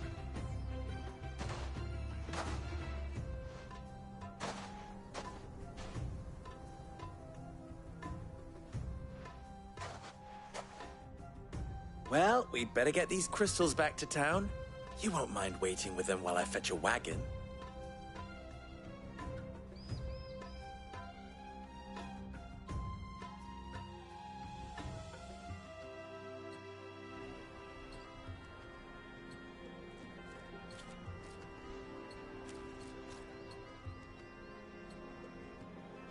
It occurs to me that I still don't know your name. Clive. So, Sid the Second is a Clive? I suppose it could have been worse. Well, Clive, you held up your end of the bargain, so I must do the same. Passage through the South Gate, was it not? To tell the truth, you've helped a little there too. Many of the guards have already been redeployed to deal with the issue of their missing comrades. And those left behind have been encouraged to look the other way should you attempt to pass through. Thank you. And please allow me to cover your costs. You still have the purse I gave to the soldiers, I trust? I saw you pluck it from one of the bodies. Oh, dear. Was I really so obvious? And my name is not Greybeard. It is Lord Byron Rosfield, thank you very much. No, thank you very much, Greybeard. Of all the... Ugh! Here, wear this.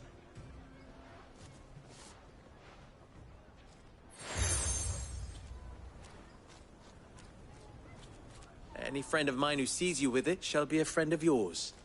Thank you, Lubor. And please, feel free to send one of my Stoluses back to your people. Tell them that Rosina Dalamil is back in bed with Sid.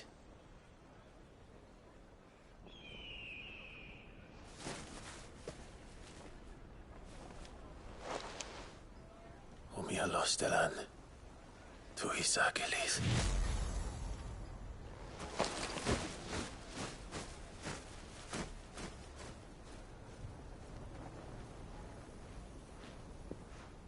I'm trusting you, Sid. Or should I say, Clive? So be sure not to let me down. I have a reputation to uphold.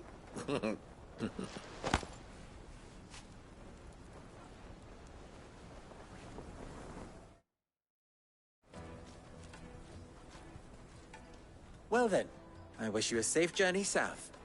Thank you. Not at all. It was my pleasure. Come on, Uncle. Let's go.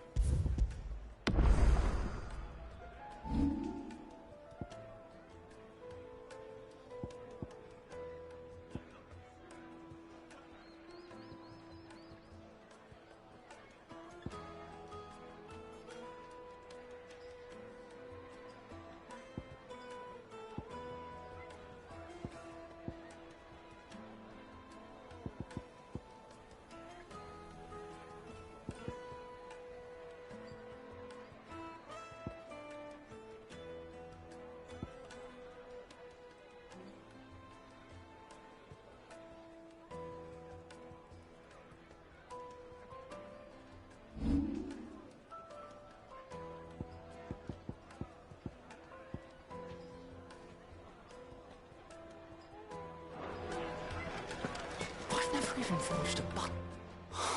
Perhaps Forge Master Luber's having fun at my expense. I wouldn't put it past him. Neither would I. Oh, wait. Are you Clive? Sorry, my mind was elsewhere. I'm Sava, Master Luber's least accomplished apprentice. Soon to be former apprentice if I don't pass this test. Maybe I'm just not the resourceful type. People are buying up weapons faster than the Briar's Kiss can forge them, and here I am, unable to make a decent bit of kitchenware. He wants me to make a carving knife, one that embodies the spirit of Dalamil. Whatever that's supposed to mean. I don't suppose you have any idea what he's on about, do you? I'm afraid not. Never mind. Thought I'd ask. It was that or pack my bags. I could give you a hand if you like. I know how busy the Briar's Kiss has been, and that Lubor needs all the capable hands he can find. I'd be a fool to refuse. So, where do we start? Good question.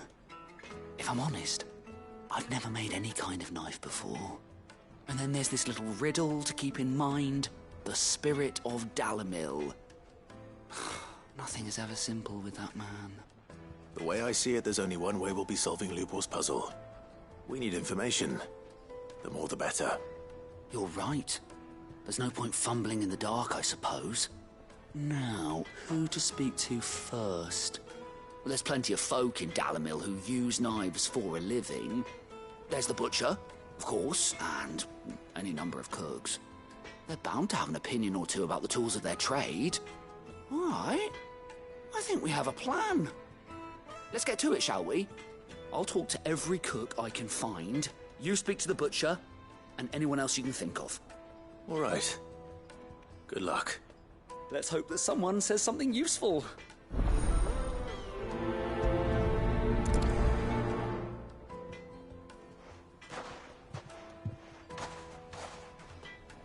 Trust Lubor to take a simple test and turn it into a riddle. I better get to it. My carpets have brilliance. They're quite soft. Fresh bread, warm. Welcome, sir. What can I do you for? A question, if you don't mind. I need to know what makes a good carving knife.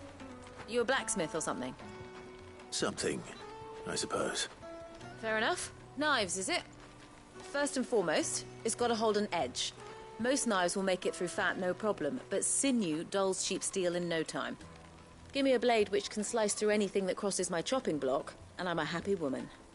So a knife that stays sharp. Makes sense.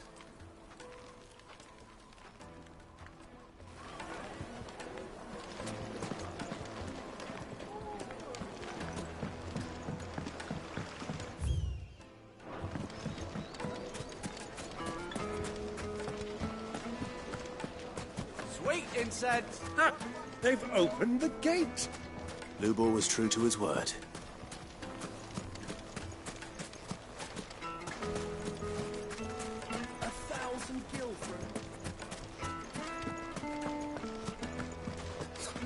I'll be asking for you again.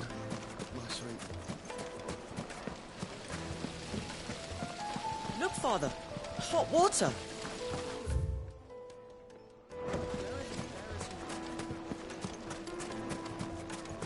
Well, we can make our way back to the Fang now, at least.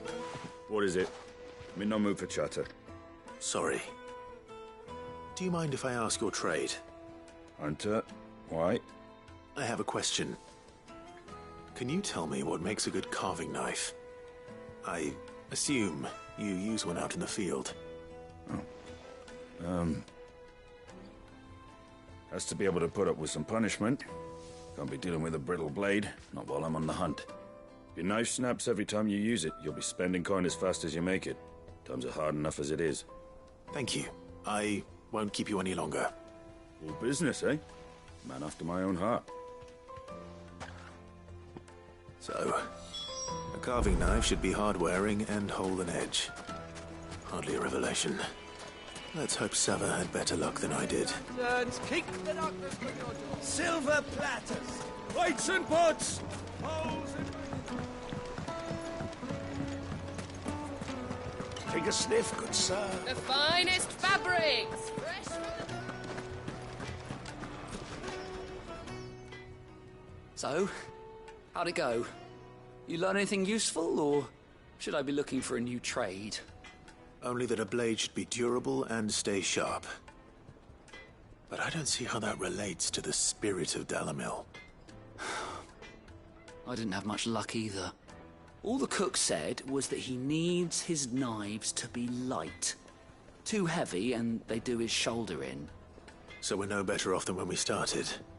Perhaps Lubor didn't mean anything with his Dalamil remark. But that can't be right.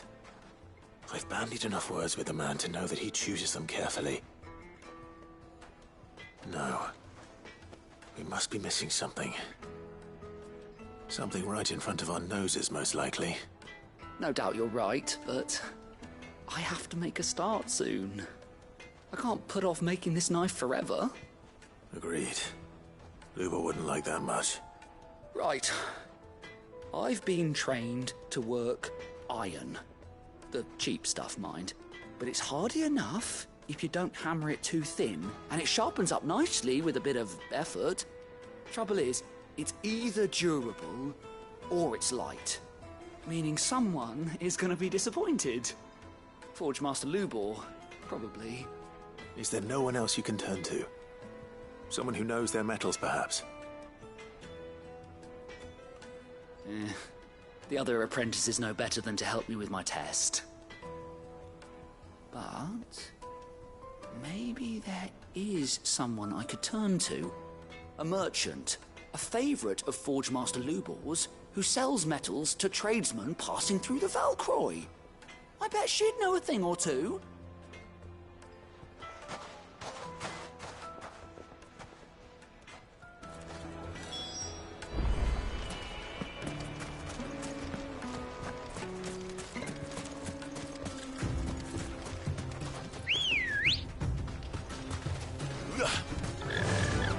faster!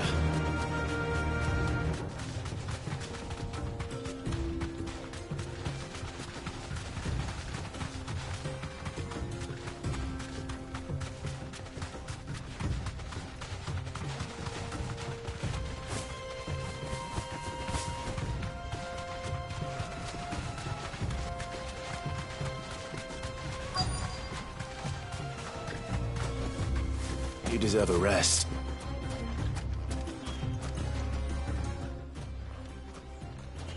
Any luck? Or will you be needing help with your bags? Well, I asked her, but... Oh, you tell him. If you're looking to make a knife that will impress a master like Lubor, there are options. They're just not that viable. Featherlight adamantite knives will get passed from generation to generation, never needing so much as a lick of the whetstone. But adamantite ore is unique to ash, so doesn't come cheap. And it's beyond my skill to handle. Unique to ash. Are there any materials unique to Dalamil? Something which could be mixed with iron to refine it. Make it lighter. What are you getting at? You said that Lubor trained you to work iron. Then that's what he'll expect you to use. But he would have known that it would either be too heavy or too brittle for a carving knife. Perhaps his Dalamil remark wasn't a riddle, but a hint. If it's cheap metal you're using, then there's always limestone, I suppose. Folk first settled Dalamil to get at her mineral deposits. And, if you know the trick, it can be melted down in the furnace to drive out impurities from low-quality iron. Bloody hell! That must be it! I don't suppose you know the trick, do you? It's hardly my speciality, but I've been around enough blacksmiths to know how it works. Looks like I've got some learning to do. Clive, I hate to ask after all that you've done for me, but... The limestone? Fine. I can hardly abandon you now. Besides, I want to know if this is the answer to Lubor's little riddle. I can't thank you enough, Clive. You'll have no trouble finding limestone over in the terraces. The place is bloody made of it. Then I suppose I'll meet you back at the forge. Right you are. I'll see you shortly. So, do you crush it up, or just throw it in the furnace?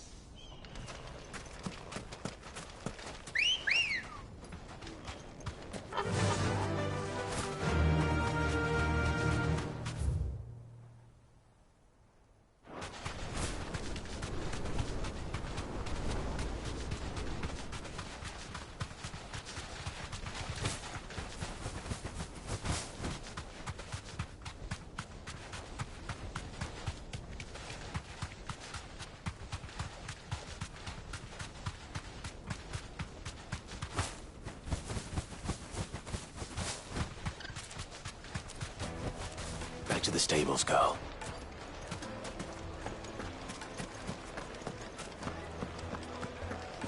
My carpets have bright the juiciest Fresh meat bread, from warm Greece. from the oven.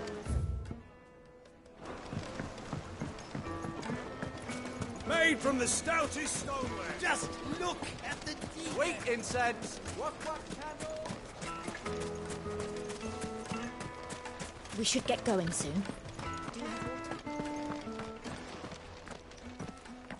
Ah, I'm not too late. What is it, Lubor? A question that I neglected to ask earlier. Where is it that you're bound? To Drake's Fang. To finish Hugo Kupka. Just as I thought. Then allow me to share a secret. Drake's Fang is currently riddled with royalists. Talmeki and Walud are allies, and as you have seen, their soldiers work hand in glove. But no nation has ever before allowed a foreign army to make a barracks of its holiest of holies. Not by choice, at least. And there's more. A man on the inside of the Fang has failed to report for several days. I fear there may be more trouble lying in wait for you on the road ahead. Isn't there always? If you're determined to beard the lion's den, then promise me one thing. that you will enter via the mines, where the guard is lightest. I've lost one Cid already. If I lose another, people will start to think me careless. I don't plan on dying. Not before Kupka does, anyway. Well, so long as you have a plan.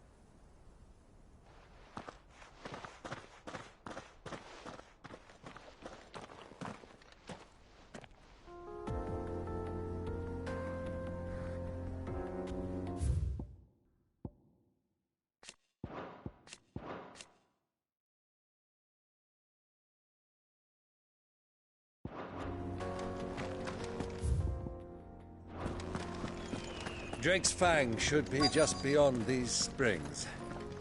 Shall we press on?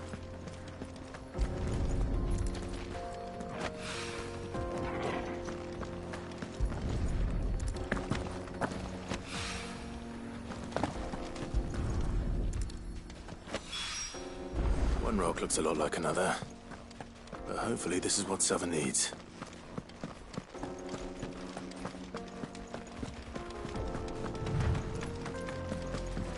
We should get going soon. Finally, we'll be able to get what's Hanging lanterns, keep the darkness from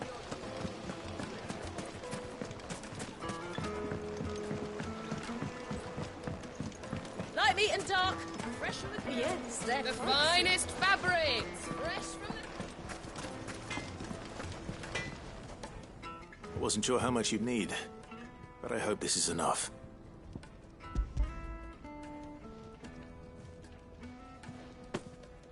You are one of the good ones, you know that? You and that merchant both, she's got quite a gift for teaching, that one. Now, time to see if limestone is the secret weapon we were hoping for.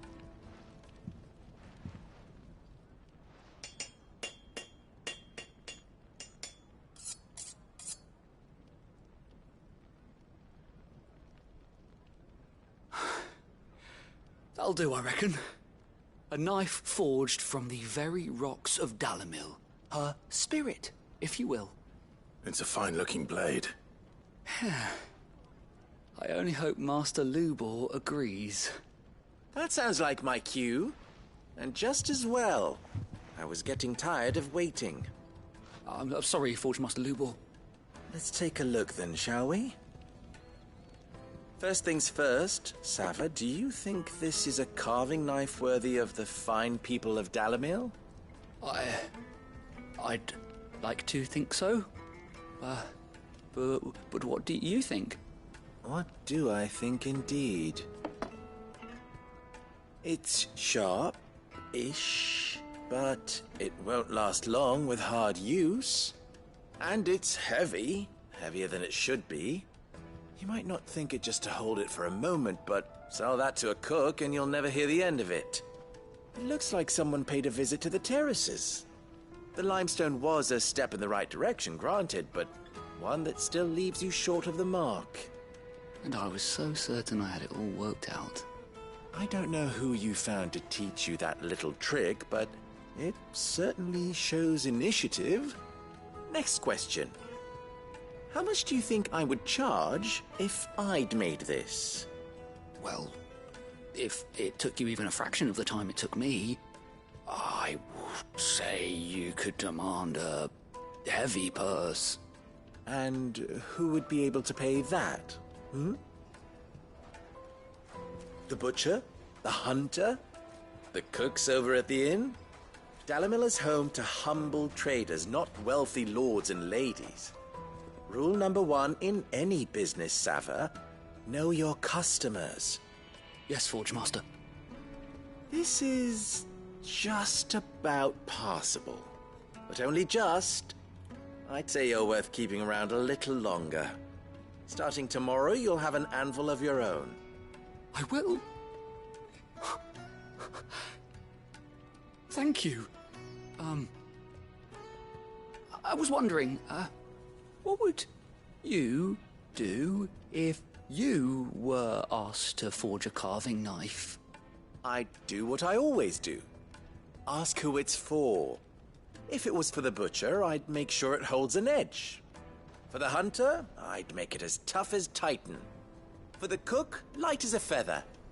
And for the nobleman, I'd make it cost an absolute fortune. There goes a master, all right. It looks like congratulations are in order. I couldn't have done it without you. So much for the Forge Master's riddle, though, eh? The spirit of Dalamil had nothing to do with limestone or anything much at all. Meaning, I had you run around for no good reason. You've passed your test. That's all that matters. You'll have a forge of your own in no time. And when I do, I'll craft you the finest carving knife you have ever seen.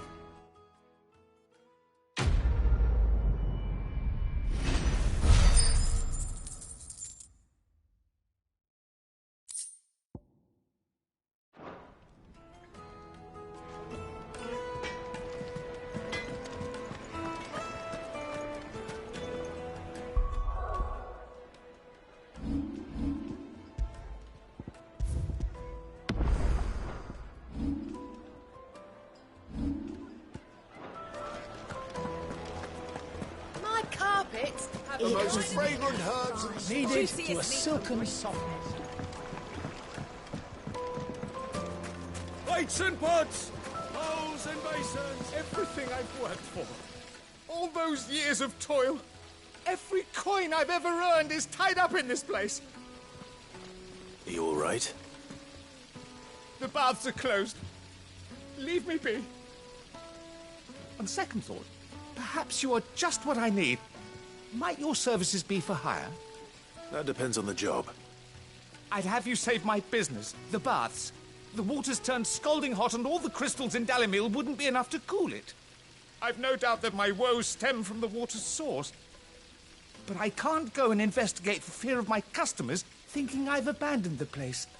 I'm bound to these baths in more ways than one. I beg of you, go to Dusnoff Terraces and tell me what you find there. All right.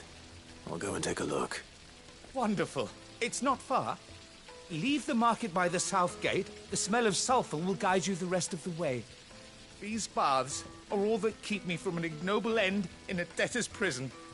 My livelihood, my very life, is at stake.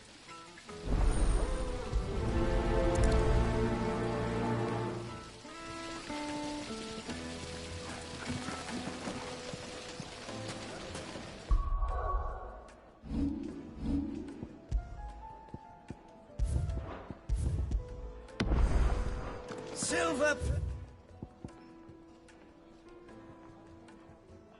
Matters. Just sweet incense. What? We should get going soon.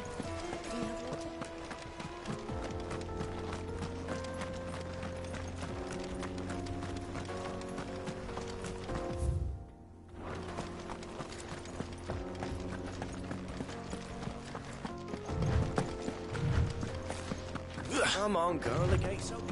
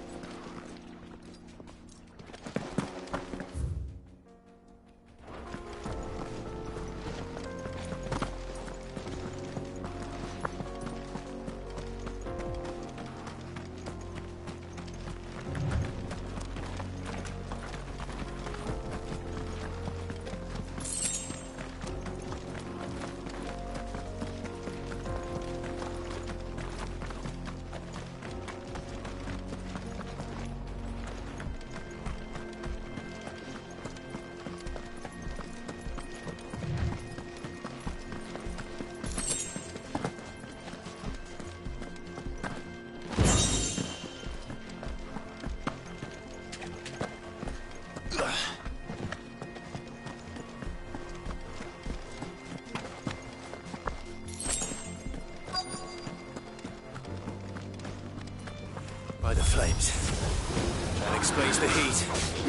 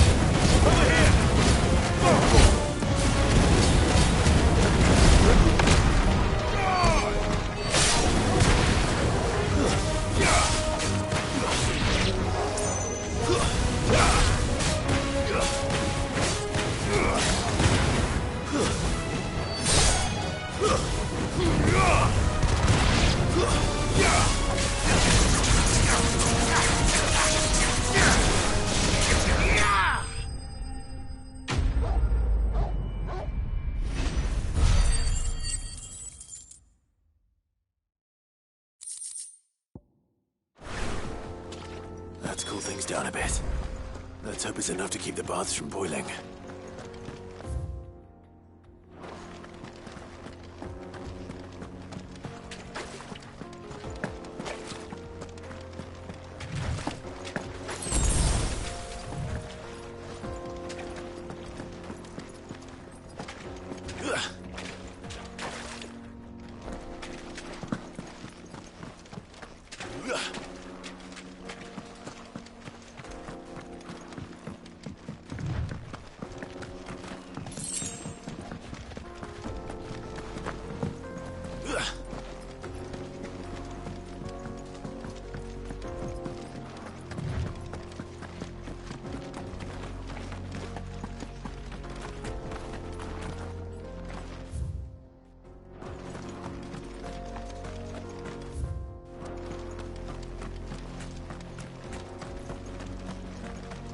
Get that damned wagon fixed! Unless you'd rather our men in Dalamil starved. The axle's gone, Captain. Good girl.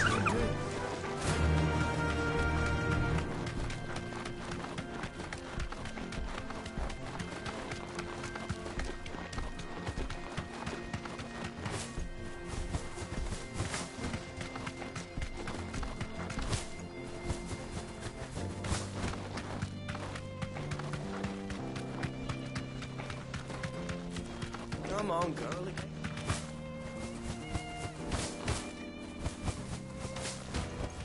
We should That'll get do, going girl. soon. Do you have water? I've got a crystal. Finally, we'll be able to get what's owed. Hanging lanterns! Keep the darkness from your... There he is! The man who's... I was hoping we'd be seeing you again. The baths grow more bearable by the moment. It won't be long now before we are back to business as usual. I'm glad to hear it. Now, tell me this. What did you find at the terraces? What threatened to make me a pauper? Not what I expected, that's for certain.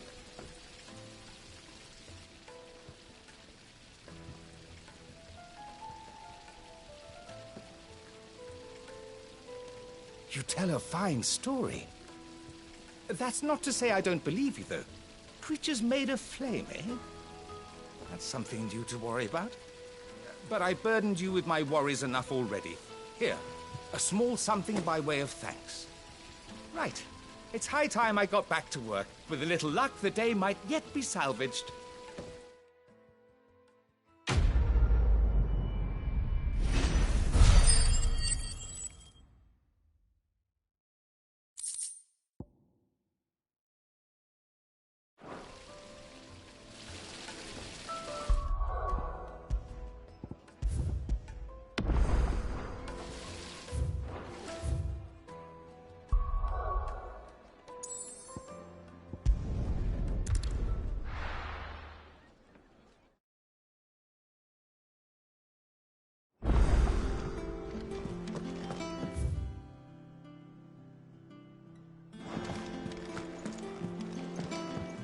Who's this blue blood?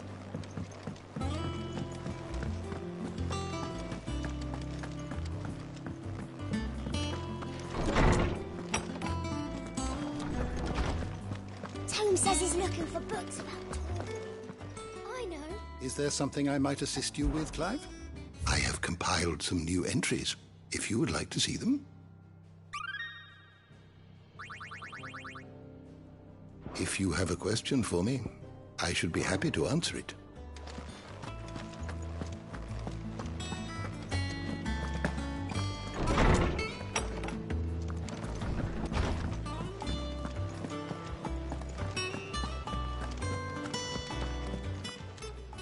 Is it business? Or...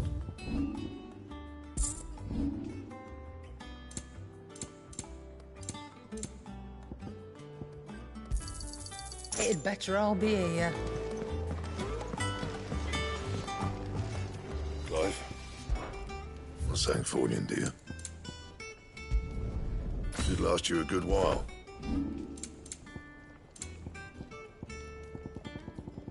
Anything else?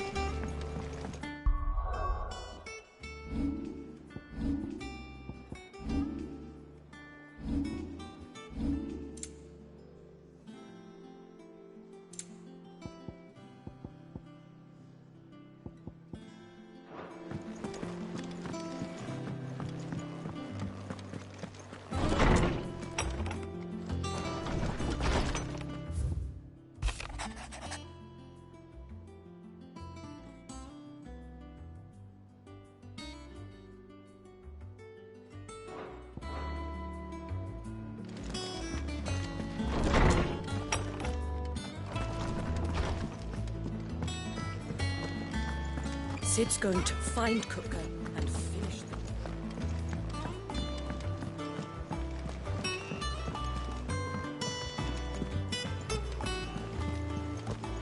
The little uns have been up to their old tricks again.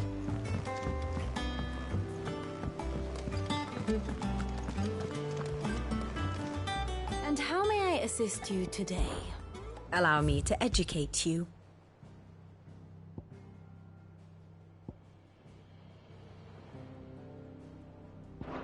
Very good.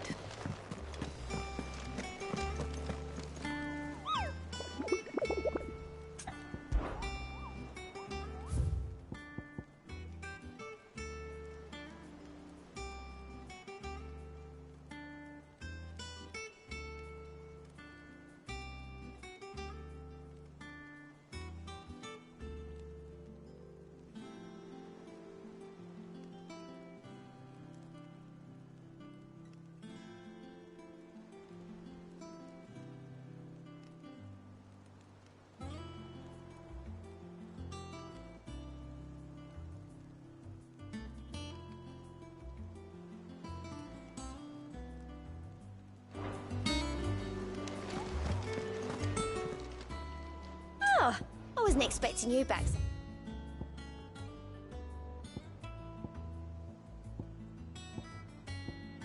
Best of luck out there, Sid.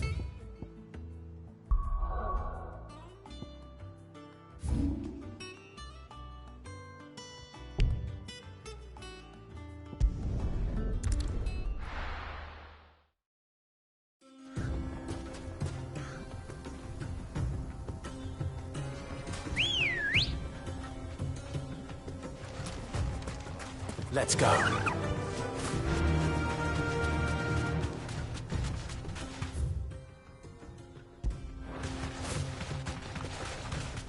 Easy, that's it.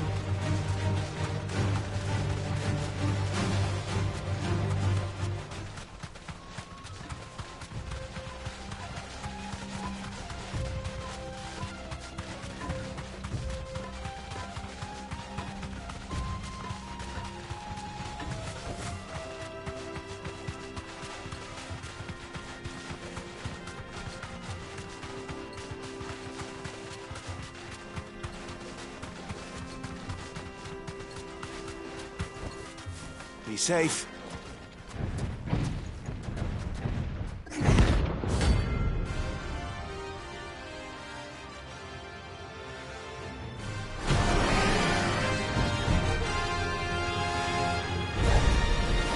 Well, Clive. Looks like you're gonna need a bigger sword.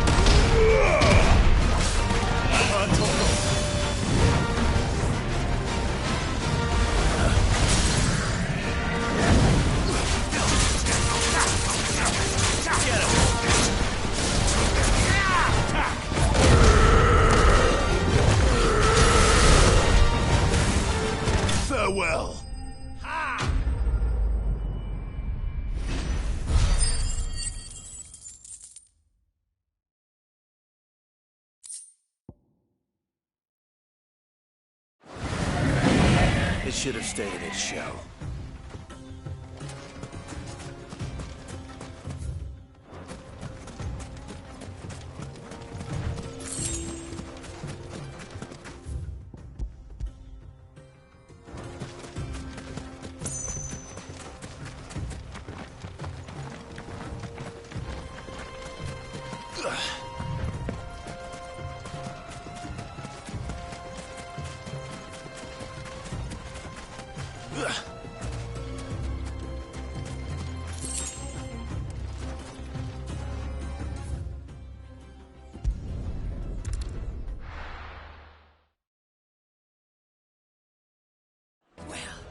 This is no...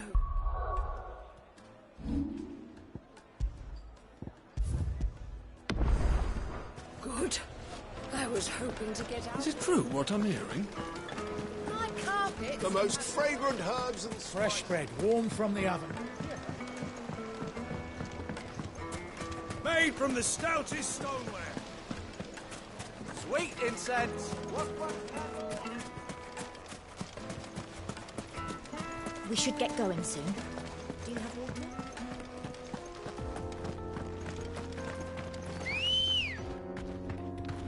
Ready, girl?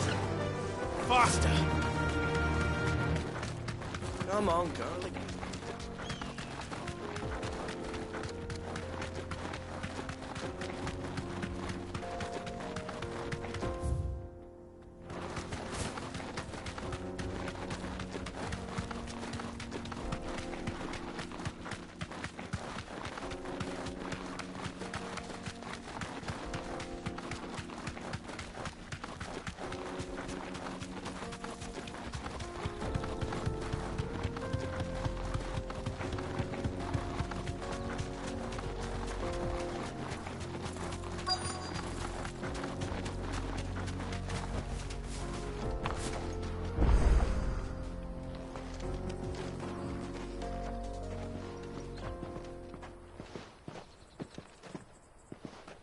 There it is. Drake's Fang.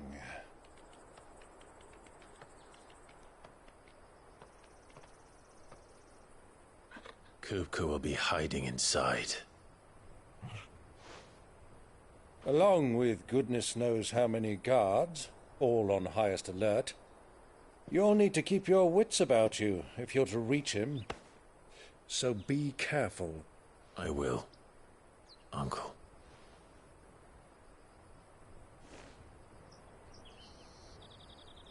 Before you go, Clive, allow me to apologize.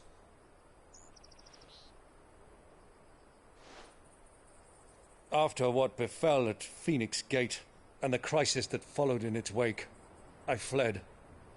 I retreated to my counting house and danced attendance upon the vice-reine in the hope it would bring me favor. I betrayed my nation to save my skin, like the coward I am. And I'm sorry. Uncle, please. It's not too late, Clive. Rosaria is yours by right, and there are those that would help you to take it back. Had I the courage of my brother, I might already have done so. But that ship has sailed. You, however... No. Forgive me, but I cannot. I fight to build a new world now. A better world. Where men can live and die on their own terms. I was raised in a nation that strove to improve the plight of bearers.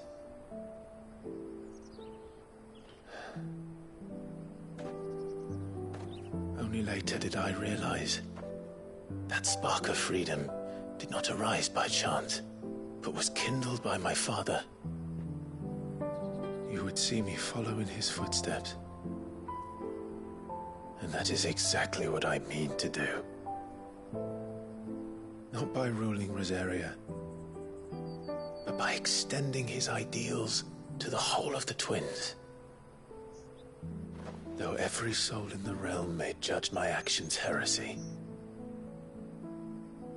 I am certain my cause is just. You really are just like him, you know?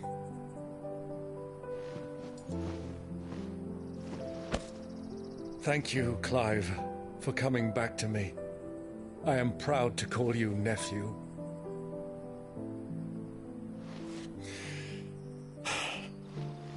Well then, this is where we must part ways.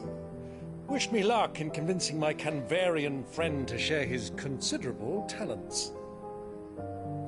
I mean to plunder his coffers and prove myself worthy of a place in your merry band. Till then, my boy. Till then, go safely, Uncle. And you, nephew. We have much to catch up on, you and I. I shall expect you to regale me with the tales of all your adventures when next we meet. You can regale me too, Torgal.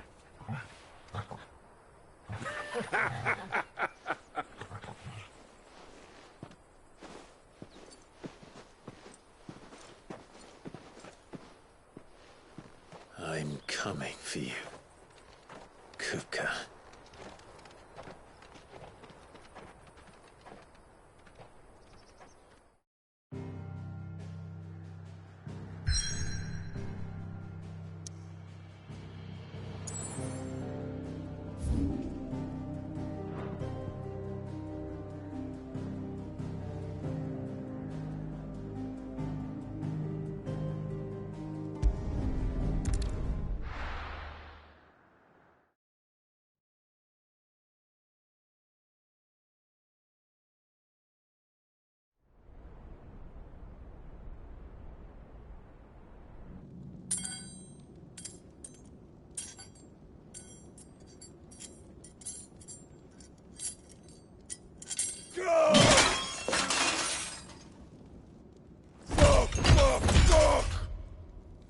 What have they start?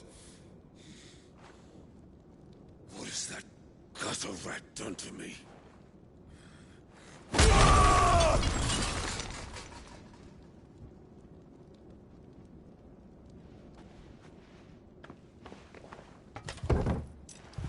Out of my sight, witch!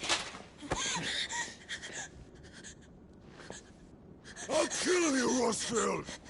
I'll rip out your heart! I'll tear you limb from limb! Peace, Hugo. The table shan't hurt you any longer. He sought to humiliate me. Me! If you hadn't interfered, he would be dead! You truly believe you would have triumphed had the battle continued? Titan would have ground him into dust! And how would he have done that without his head? Shut up! You weren't strong enough, and you call yourself a dominant. Or rather, you did. You mock me, Harbert.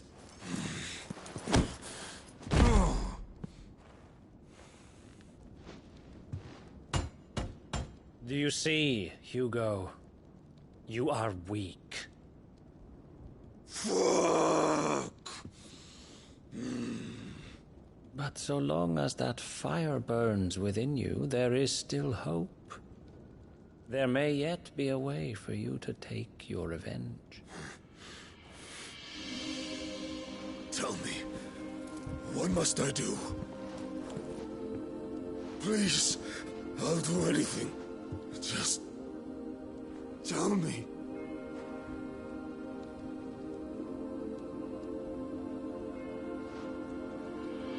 The heart. What of it? A Mother Crystal's heart is the most concentrated source of ether in all creation. Perhaps you could take advantage of that. Of course, the crystal would not yield her blessing to any ordinary man. But then, you are no ordinary man, are you, Hugo? Clive Rosfield stole your power, but others have suffered a similar fate, and still managed to find the strength to conjure their icon. Like Benedicta Harmon. She too drank of the ether and gained a power beyond human understanding. She did.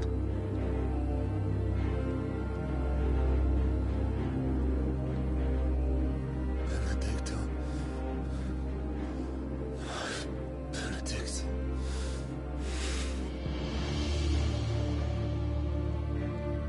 I'll do it.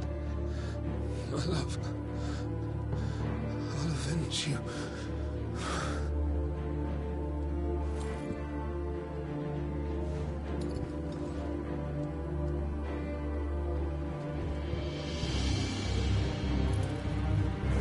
Run along now, Hugo. You need only follow the light.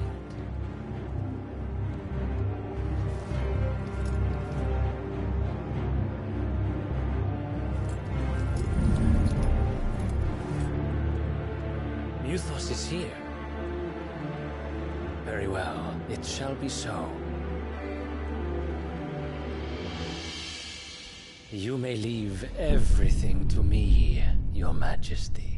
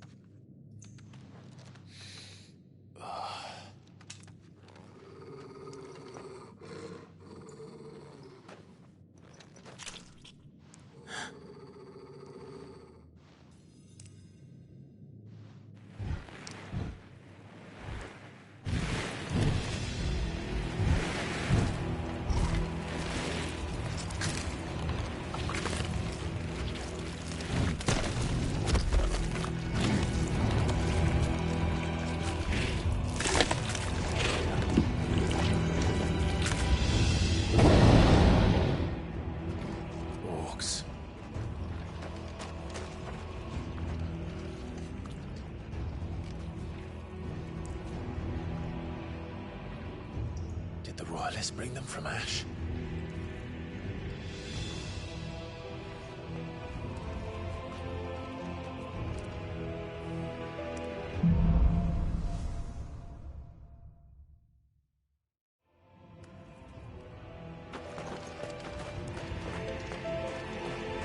Are the beastmen part of the Waluda army now? How the hell did that happen?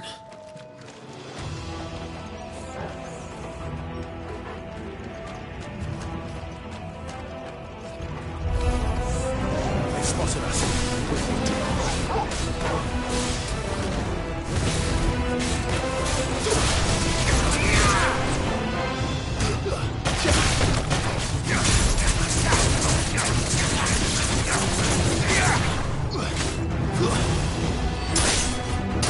Get him! Over here! All yours, Torgo!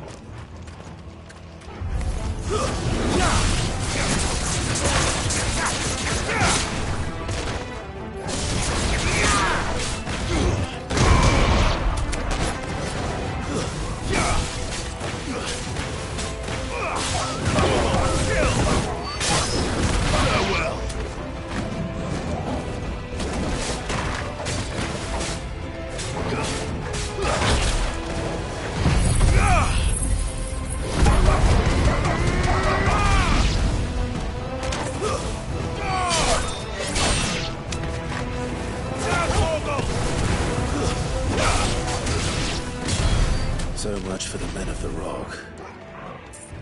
Dalmekia's finest.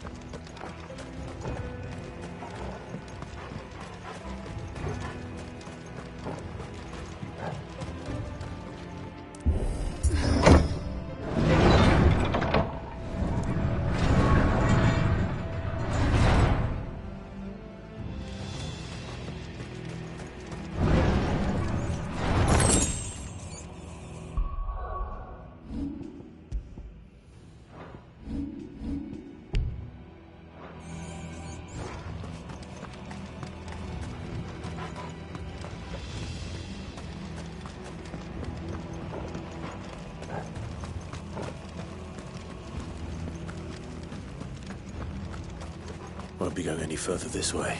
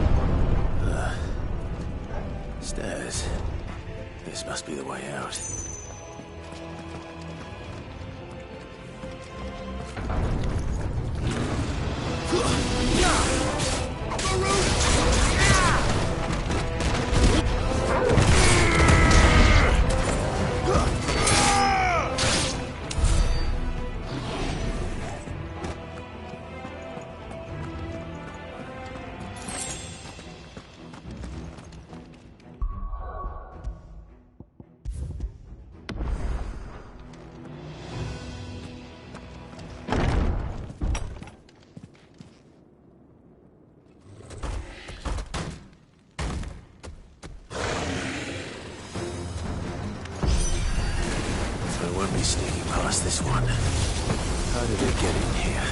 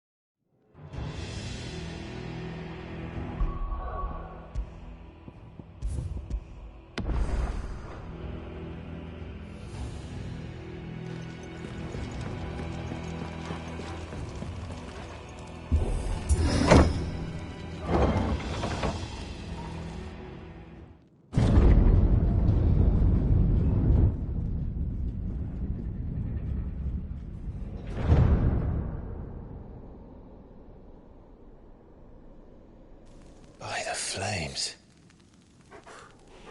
Come on, Torgal.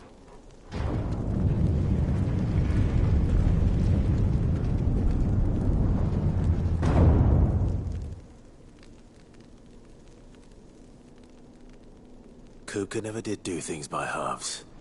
As if taking the Mother Crystal for his own wasn't enough. He had to build his castle in it.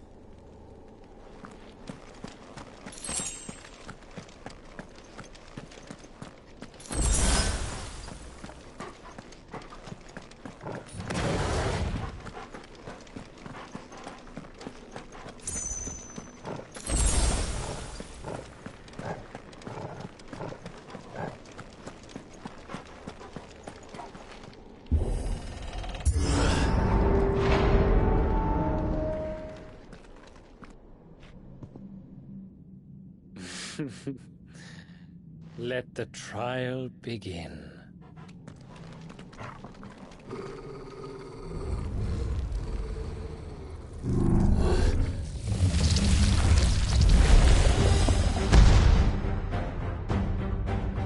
What the hell? With me, Torgal.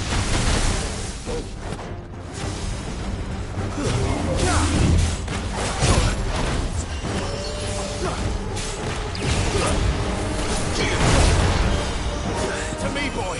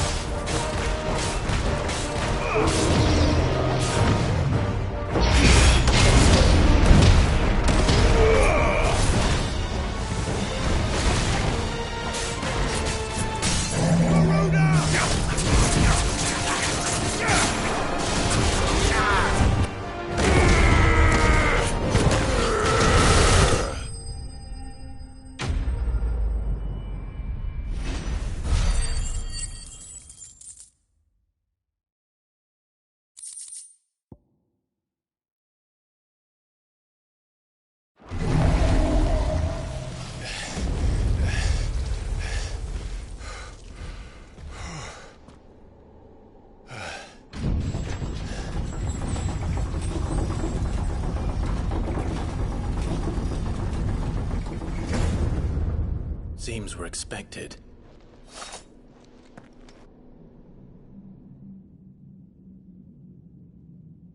So this is the power of Muthos.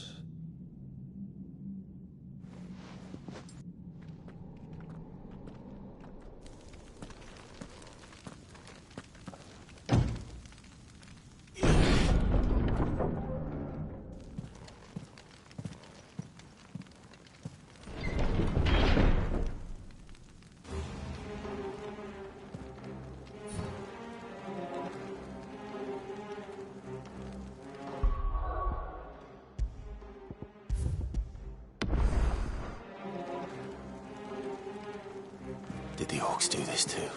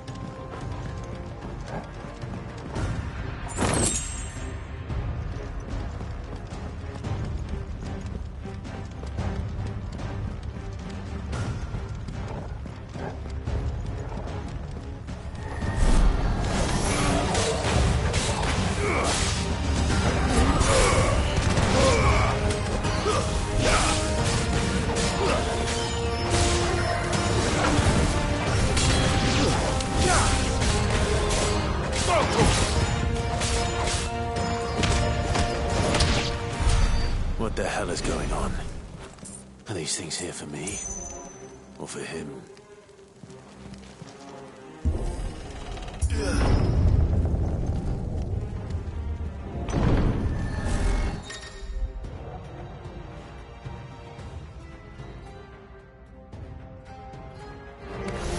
All right.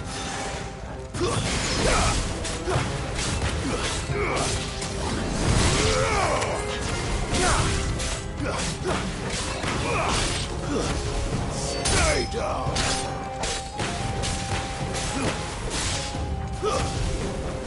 It's over!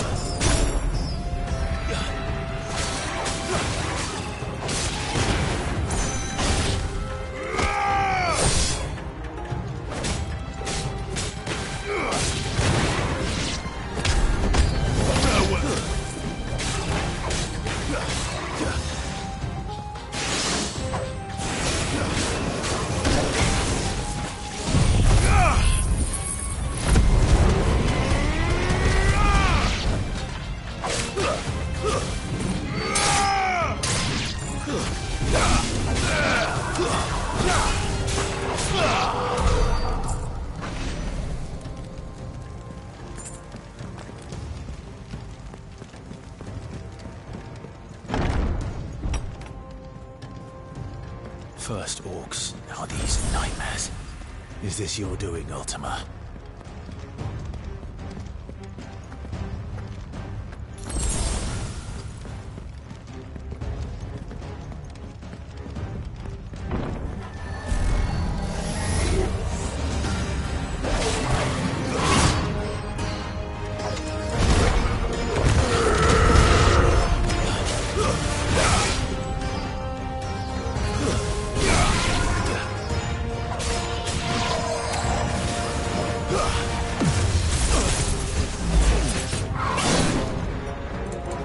Well done, Tom. And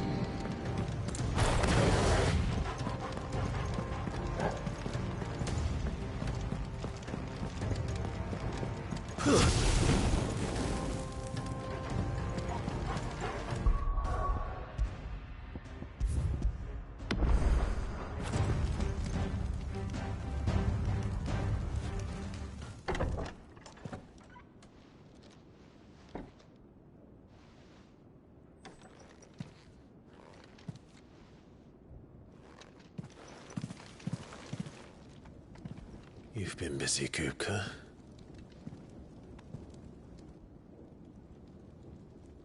But where did you go?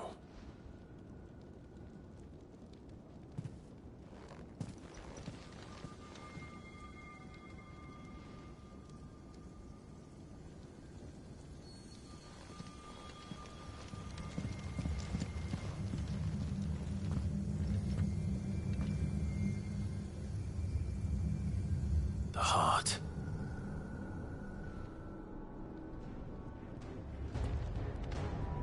He's in the sanctuary. I can feel it. Come on, Torgal.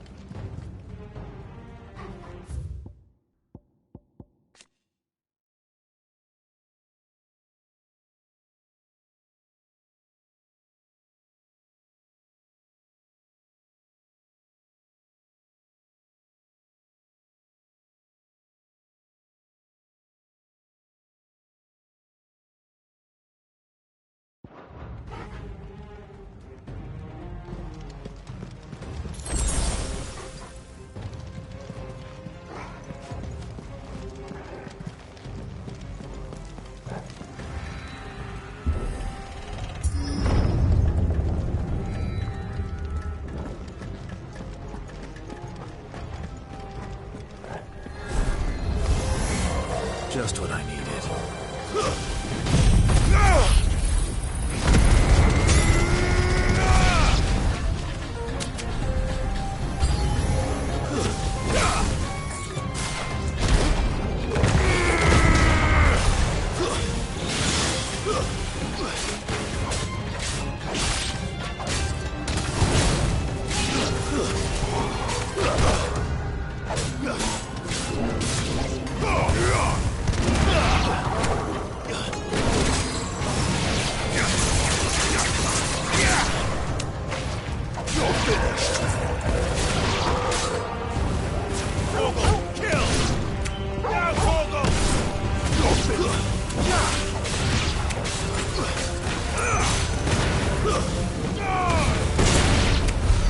That better be the last of them.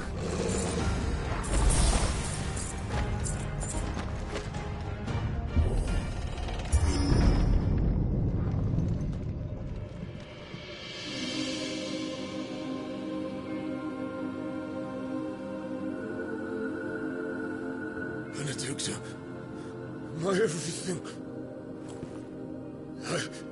I've missed you so much. Kuka!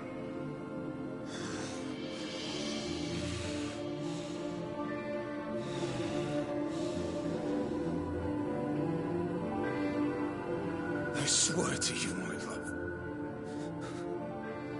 we will never be parted again. What's wrong with him?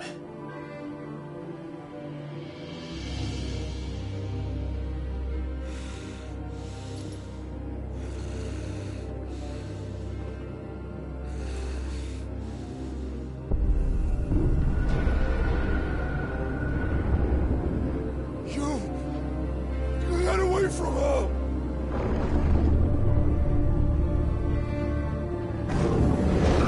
Director!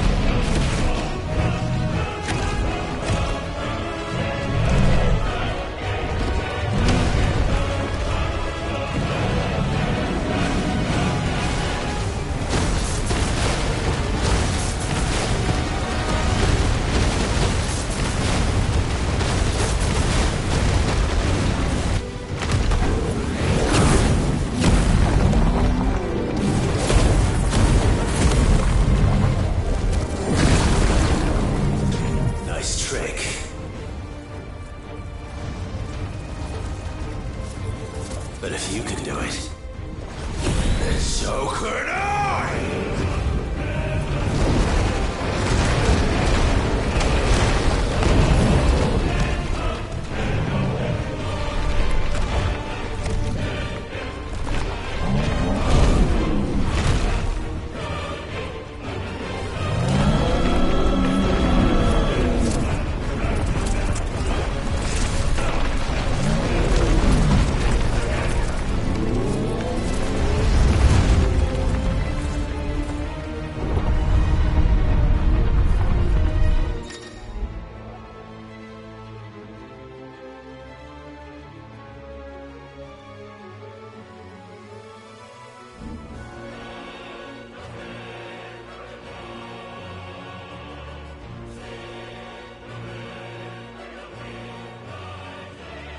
Let's give this a try.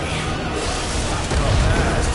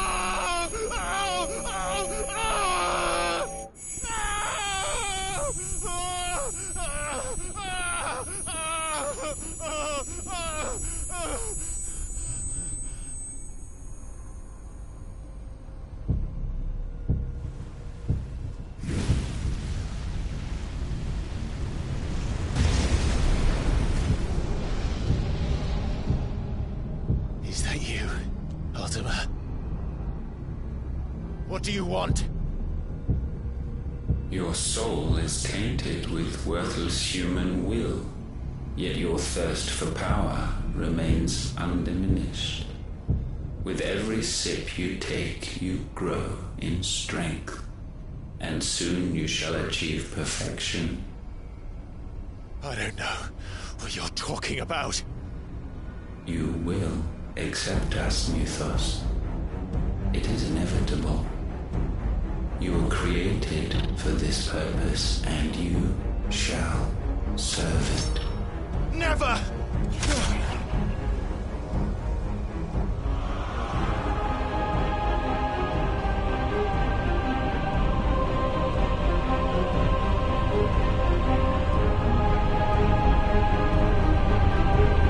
Fight it, Clive!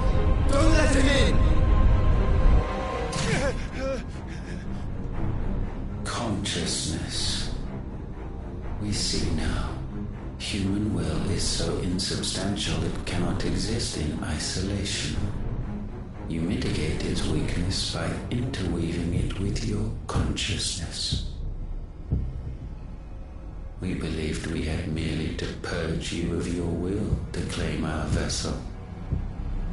It appears we first have to sever every thread of the consciousness that supports it. No matter.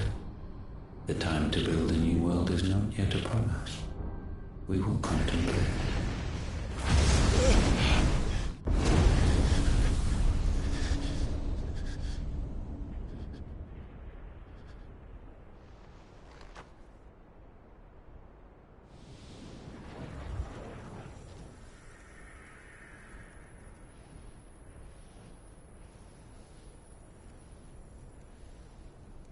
Thank you, Joshua.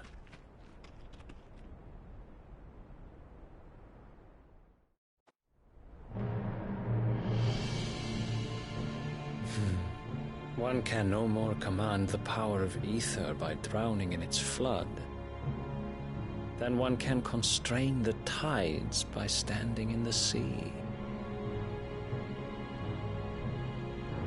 I had thought Hugo wiser than this, but it seems his head was full of rocks after all. Titan was strong. Your Majesty.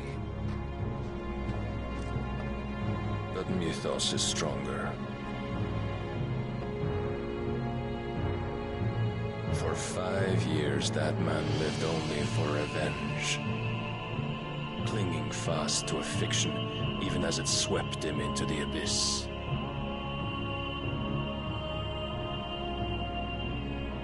One cannot change one's nature through force of will alone. Only the Almighty can do that.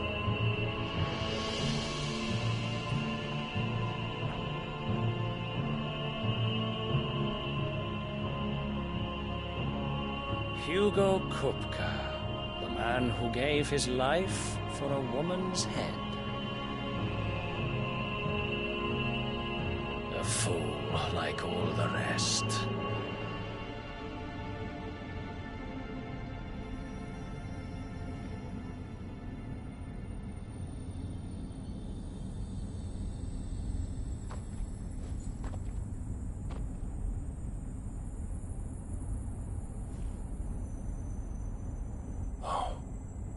That the death of a mother crystal should be so beautiful.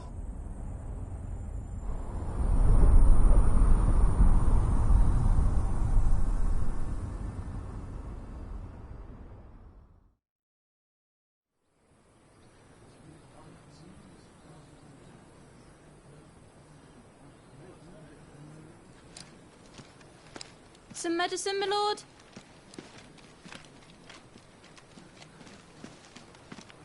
I have salves, potions, anything you need. Stop bothering me, urchin, or you'll feel the back of my hand.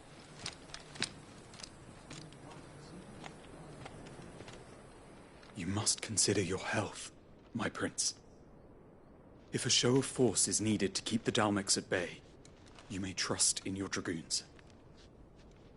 I beg you to call on Bahamut only as a last resort. His strength comes at too great a cost. The Empire agreed to an armistice with the Republic, and yet the Emperor still plots its ruin. For now, the Dalmecs suspect nothing, and as long as I can hold their gaze, war need not be inevitable. But more than that, Bahamut is the champion of the Empire.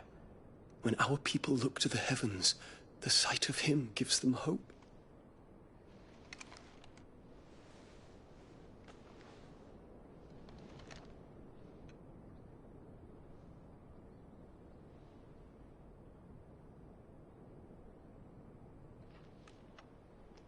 Forgive me, Terence. Would that you were my master. But alas. I will always be your loyal servant.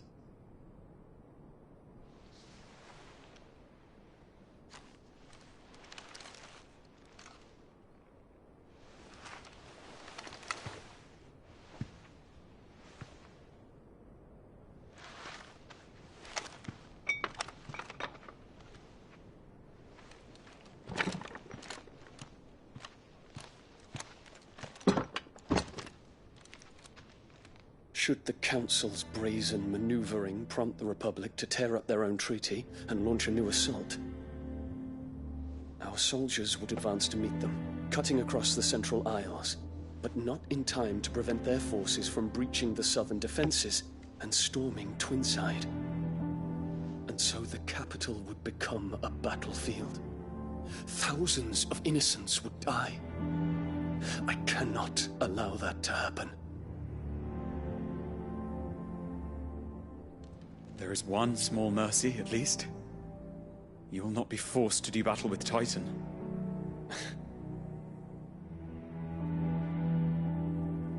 Would that I could avoid doing battle at all.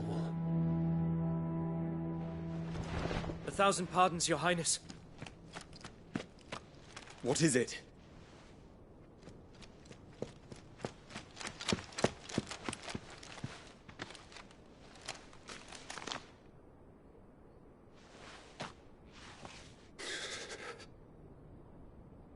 Olivier has been made Emperor. What is the meaning of this? My father's orders. What were they? Quickly! Yes, Your Highness. His Radiance requests that Your Highness maintain position here and... Ah!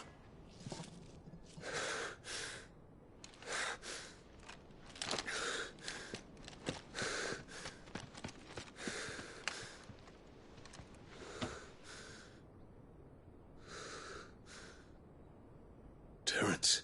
Yes, my prince. I must go to the palace. I'll ready your steed.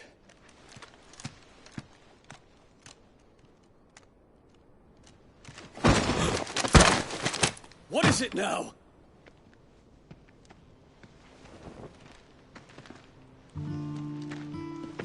Forgive the intrusion, Your Highness. I know you.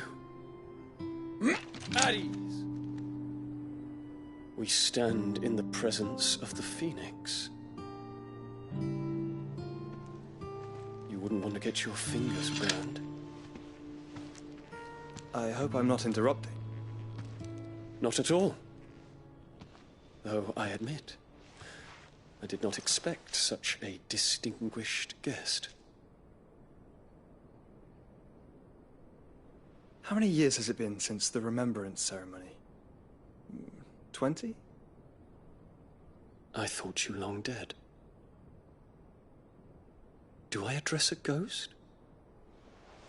Many have told me that I look like one. But no. I'm alive. Just.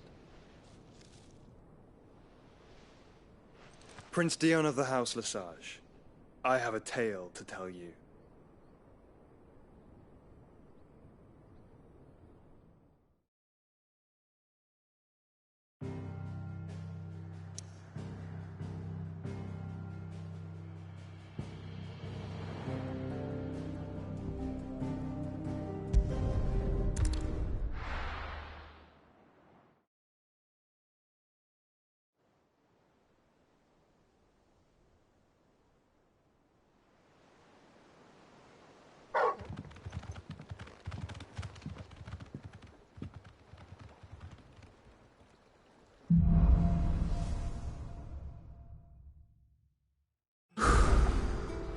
give Otto the good news.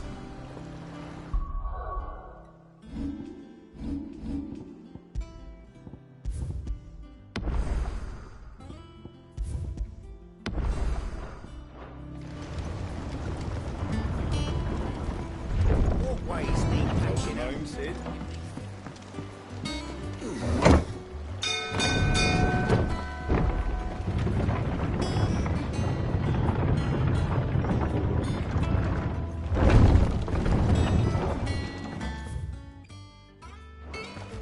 What became of Kupka?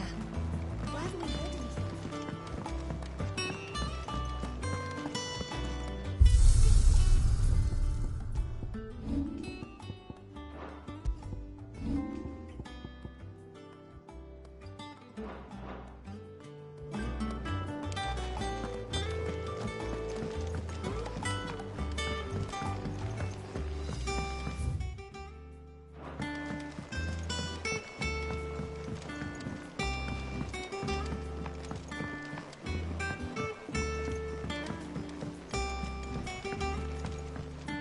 Ah, my favorite pupil. What is it that you wish to learn?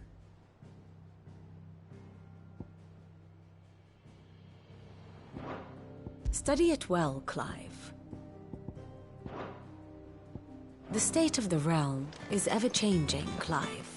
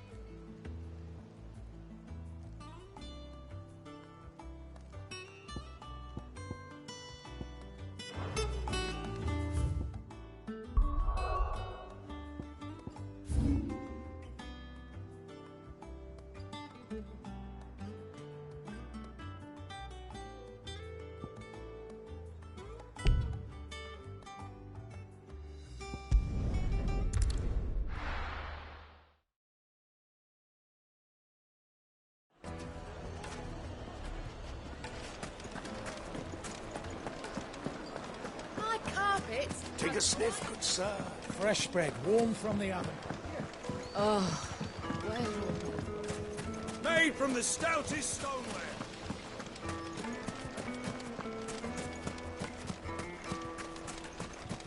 No, I'm telling you, it's gone.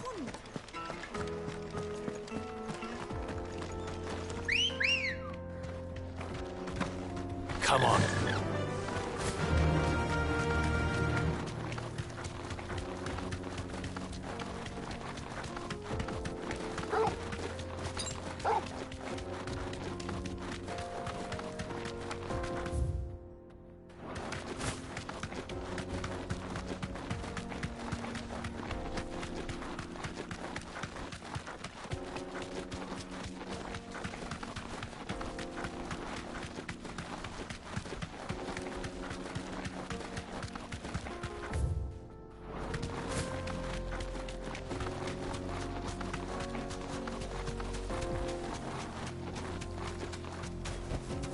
Safe.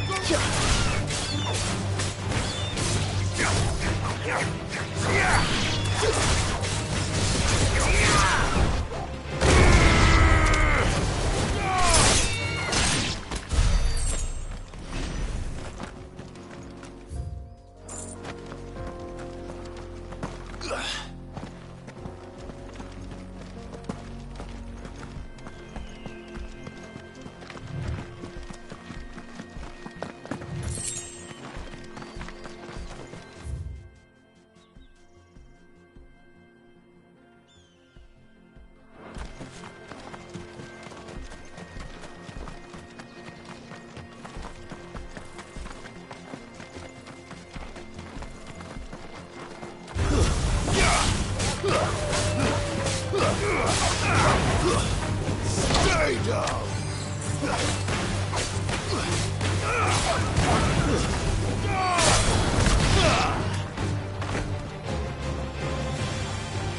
yours, Torvald!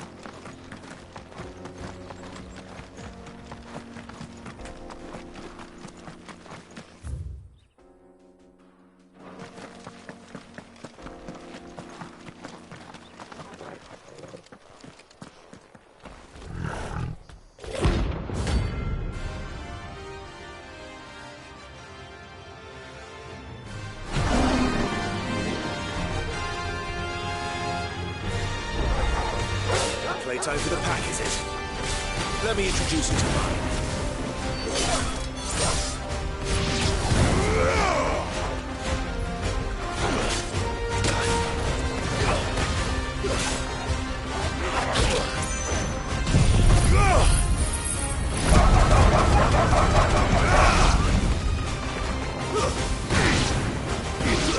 It's over.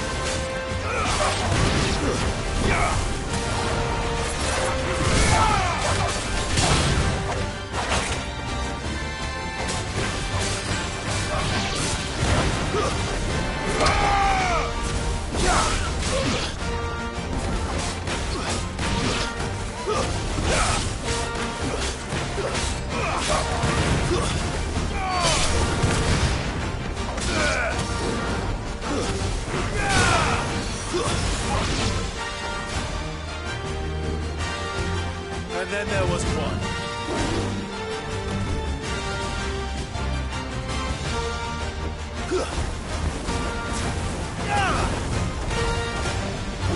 Too slow.